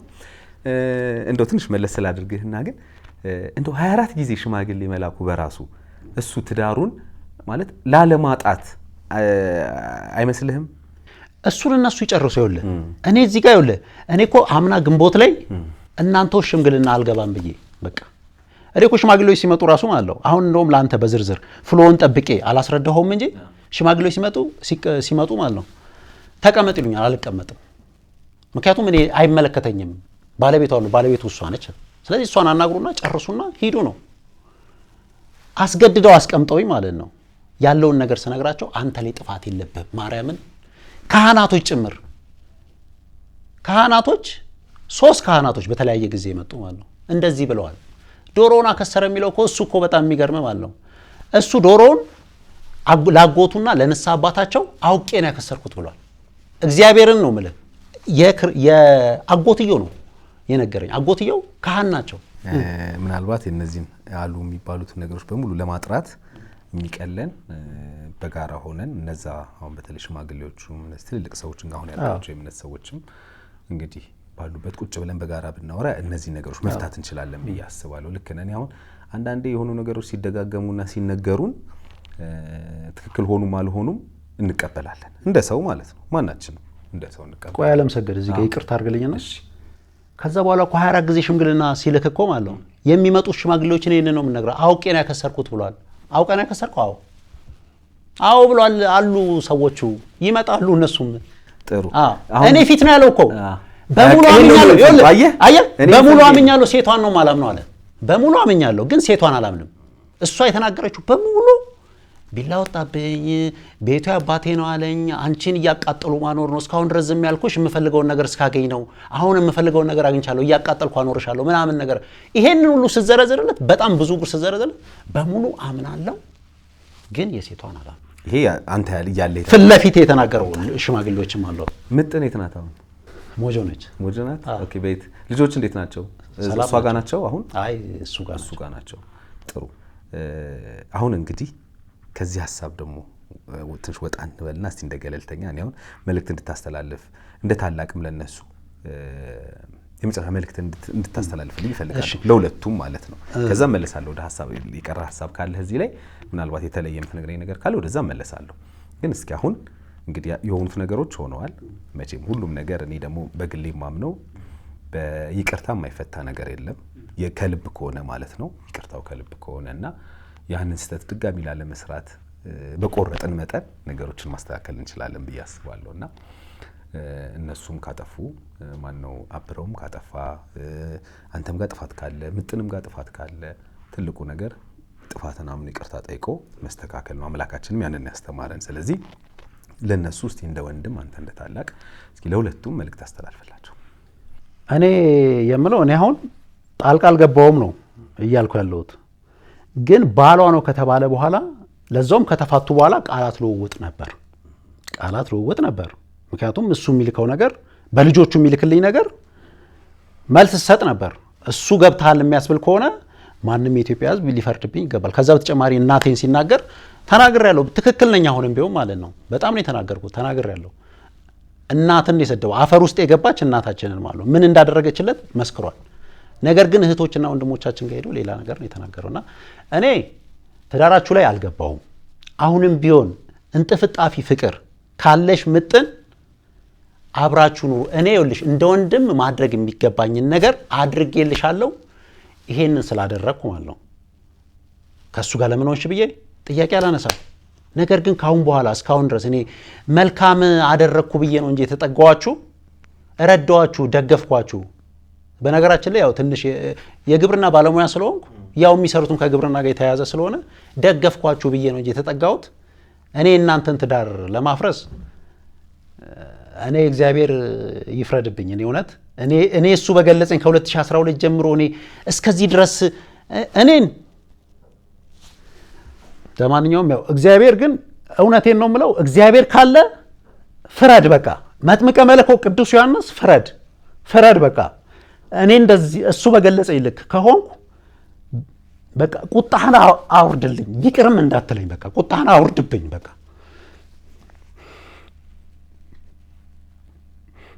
አመት ሙሉ ነው ያስበላኝ።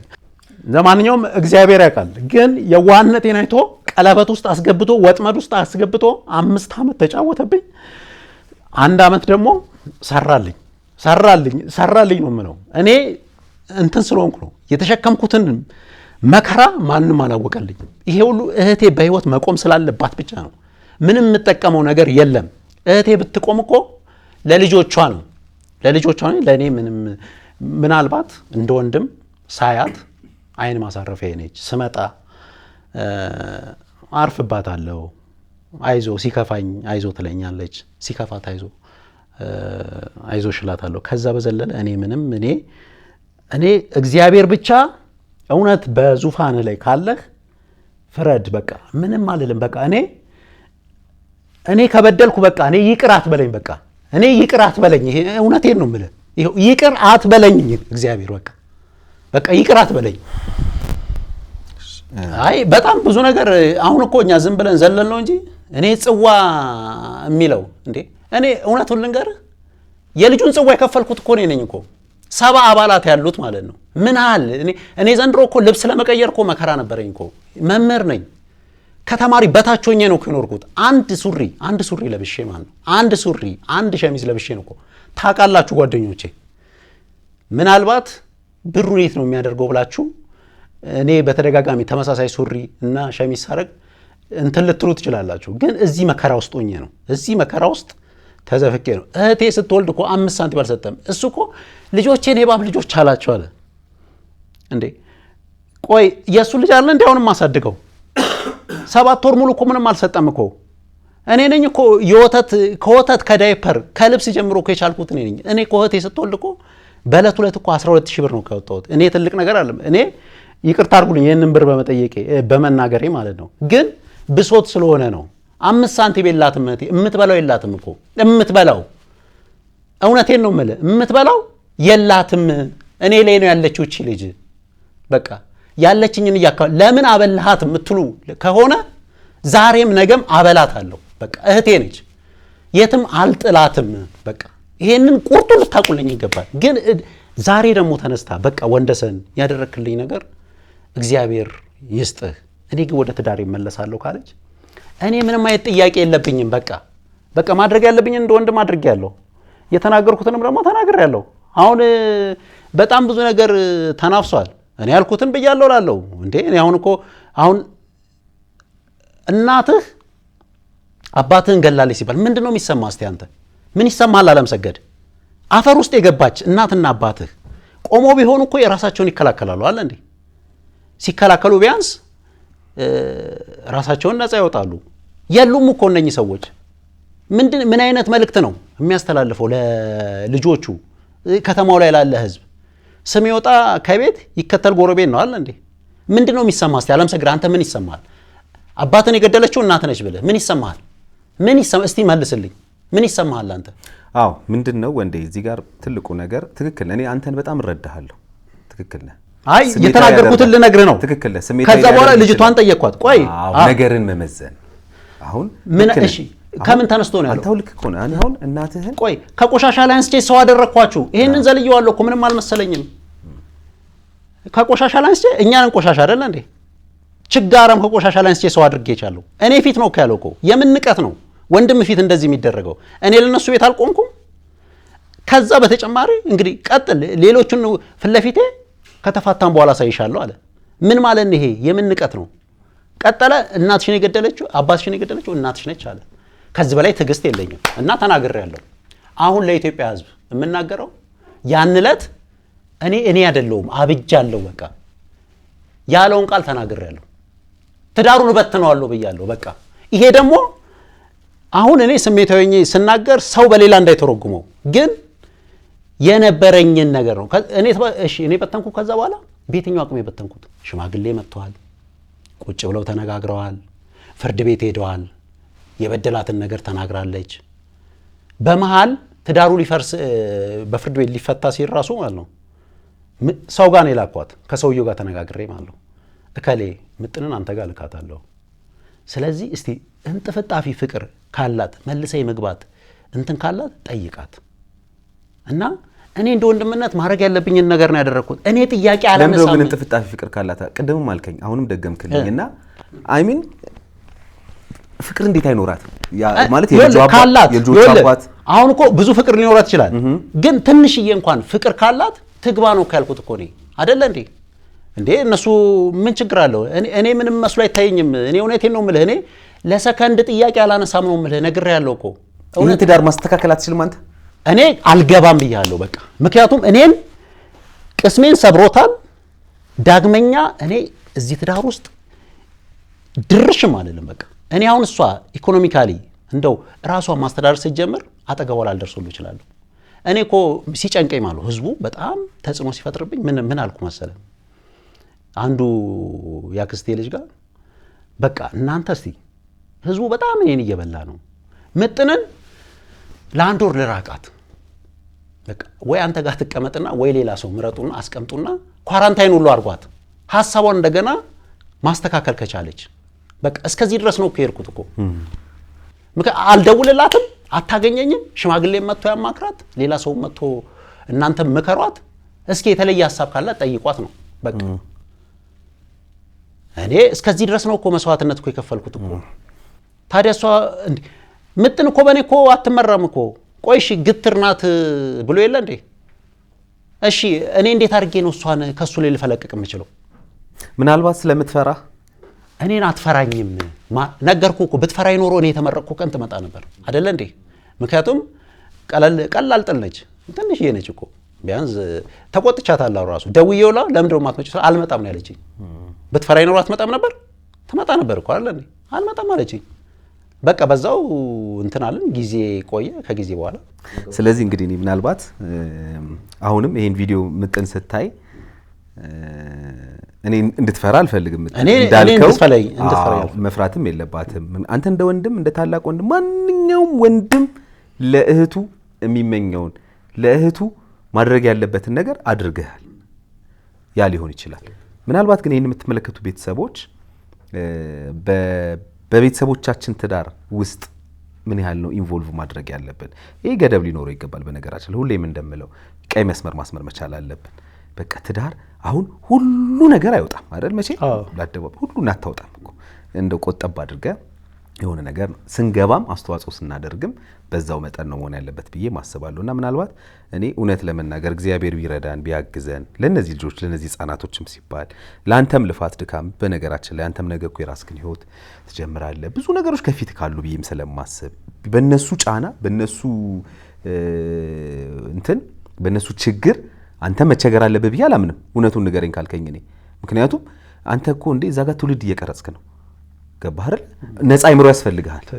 ከጫና ነፃ መሆን መቻል አለብህ። ገባህ? ስለዚህ አንዳንዴ ያንን ነገር ፍትት አድርጎ ችግሮቹን ቋጭቶ መለያየትም ከሆነ እኔ ምንም በቃ ይሄ ቁርጥ ባለው ነገር እንትን ብሎ ተለያይቶ በልጆች ጉዳይ ላይ አንድ ሆኖ መስማማትም ከሆነ ማንም ሰው የሚፈልገው እግዚአብሔርም የሚወደው ትልቅ ነገር ስለሆነ ችግሮቻቸውን ለአንዴና ለመጨረሻ ጊዜ ፈተን ማስማማትና ነገሮችን የተሻሉ ማድረግ እንችላለንም ብዬም ስለማስብ እንግዲህ ሽማግሌዎቹም ጋር ያሉትን ነገሮች ቀጠሮ ደግሞ አስይዤ ምናልባት ወይ ከቻልኩ ብቅ በማለት እዛ በመምጣት ምናልባት ብዙ ከሆኑ ያው እነሱ ማምጣቱ ወደዚህ ከባድ ከሆነ ምናልባት ሽማግሌዎቹን ያሉትን ነገሮች ታሪኩ ላይ ኢንቮልቭመንት ያላቸውን ሰዎች ለማግኘት ሙከራ አደርጋለሁ። ብቻ በተመቸው ቦታ እግዚአብሔር በፈቀደው እዛም ከሆነ መልካም ነው፣ እዚህም ከሆነ ጥሩ ነው።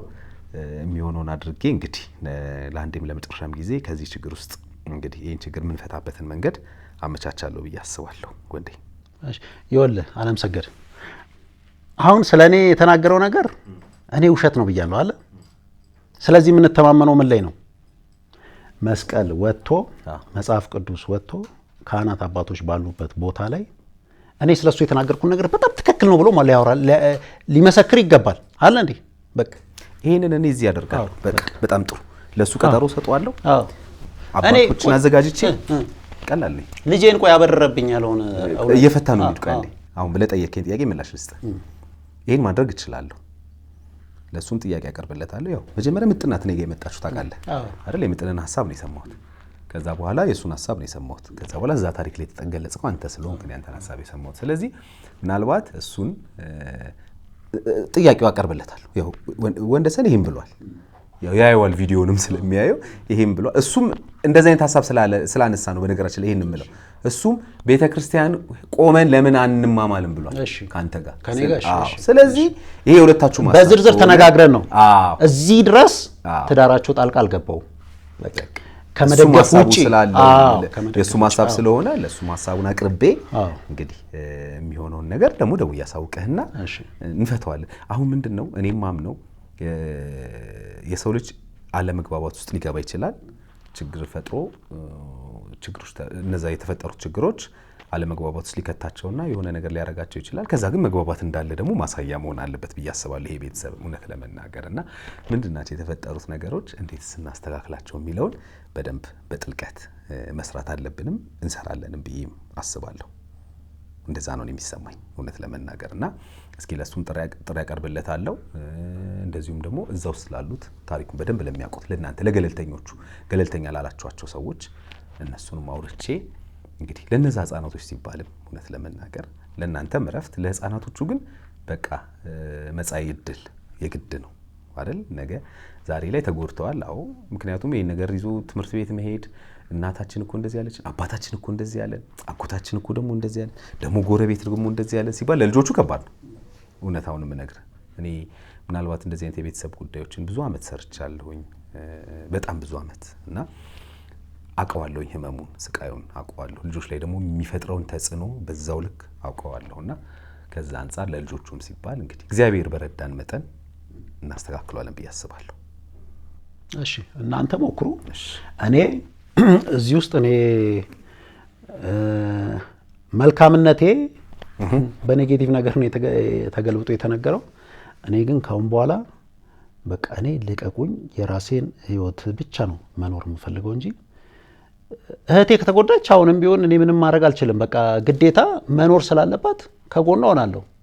ከዛ ውጪ ግን እኔ ምንም እንትን እኔ እኮ በጣም በሚገርም ሁኔታ ነው እኔ አሁን በዝርዝር አልተነጋገርንም እንጂ ሰዓት ወስደን በዝርዝር ብንነጋገር እኮ ነው በጣም ይሄንን እናወራለን ጊዜ ስላለው ብዬ ነው። አዎ እነዚህ የምንነጋገር እዛ ላይ የሆነ ጀለ ነገር እሱም ባለበት ቆይሻ ፍርድ ቤቶች ግን ወንጀለኞች አይደሉም። አሁን በሱ አነጋገር እነዚህ ጉዳዮች ላይ እናወራለን። እሱም ባለበት ነው ማውራት ያለብን አይደለም፣ የሚመለከተው ሰው ባለበት። ስለዚህ እነሱም በዝርዝር እናወራለን። ግን ለሰጠህን ጊዜ መተባንተ በኩል ያለው የተመልካችም ጥያቄ ነው ይሄ በነገራችን ላይ የተመልካቾችም ጥያቄ ስለመለስክልን በአንተ በኩል ያለውን እውነት ስለነገርከን ደግሞ እኔ በድጋሚ በተመልካቾች ስም ከልብ አድርጌ አመሰግንሃለሁ። ደግሞ በደስታ እንግዲህ በጥሩ ነገሮችን ፈተንም ድጋሚ ለመገናኘት ያብቃን።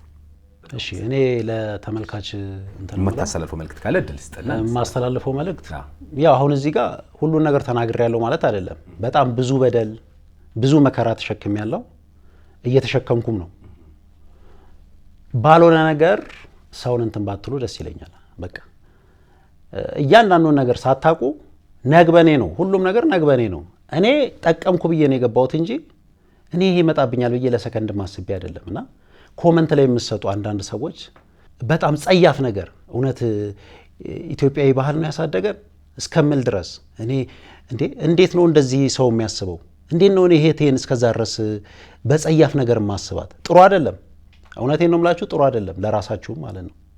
እና አሁንም ይሄንን ሰምታችሁ በሌላ ነገር እያንዳንዷን ልመነዝሯት ትችላላችሁ። ምንም ተጽዕኖ ቢደርስብኝ እኔ ያደረግኩት መልካም ነው ብዬ ነው ማስበው። እግዚአብሔር በሚያውቀው ደግሞ እግዚአብሔር እውነታውን ያወጣል። ችግር የለውም። እና እንግዲህ ምንም ማድረግ እንግዲህ የተከበራችሁ ተመልካቾቻችን ከዛሬ እንግዳይ ጋር ያደረኩት ቆይታ ይህንን ይመስላል።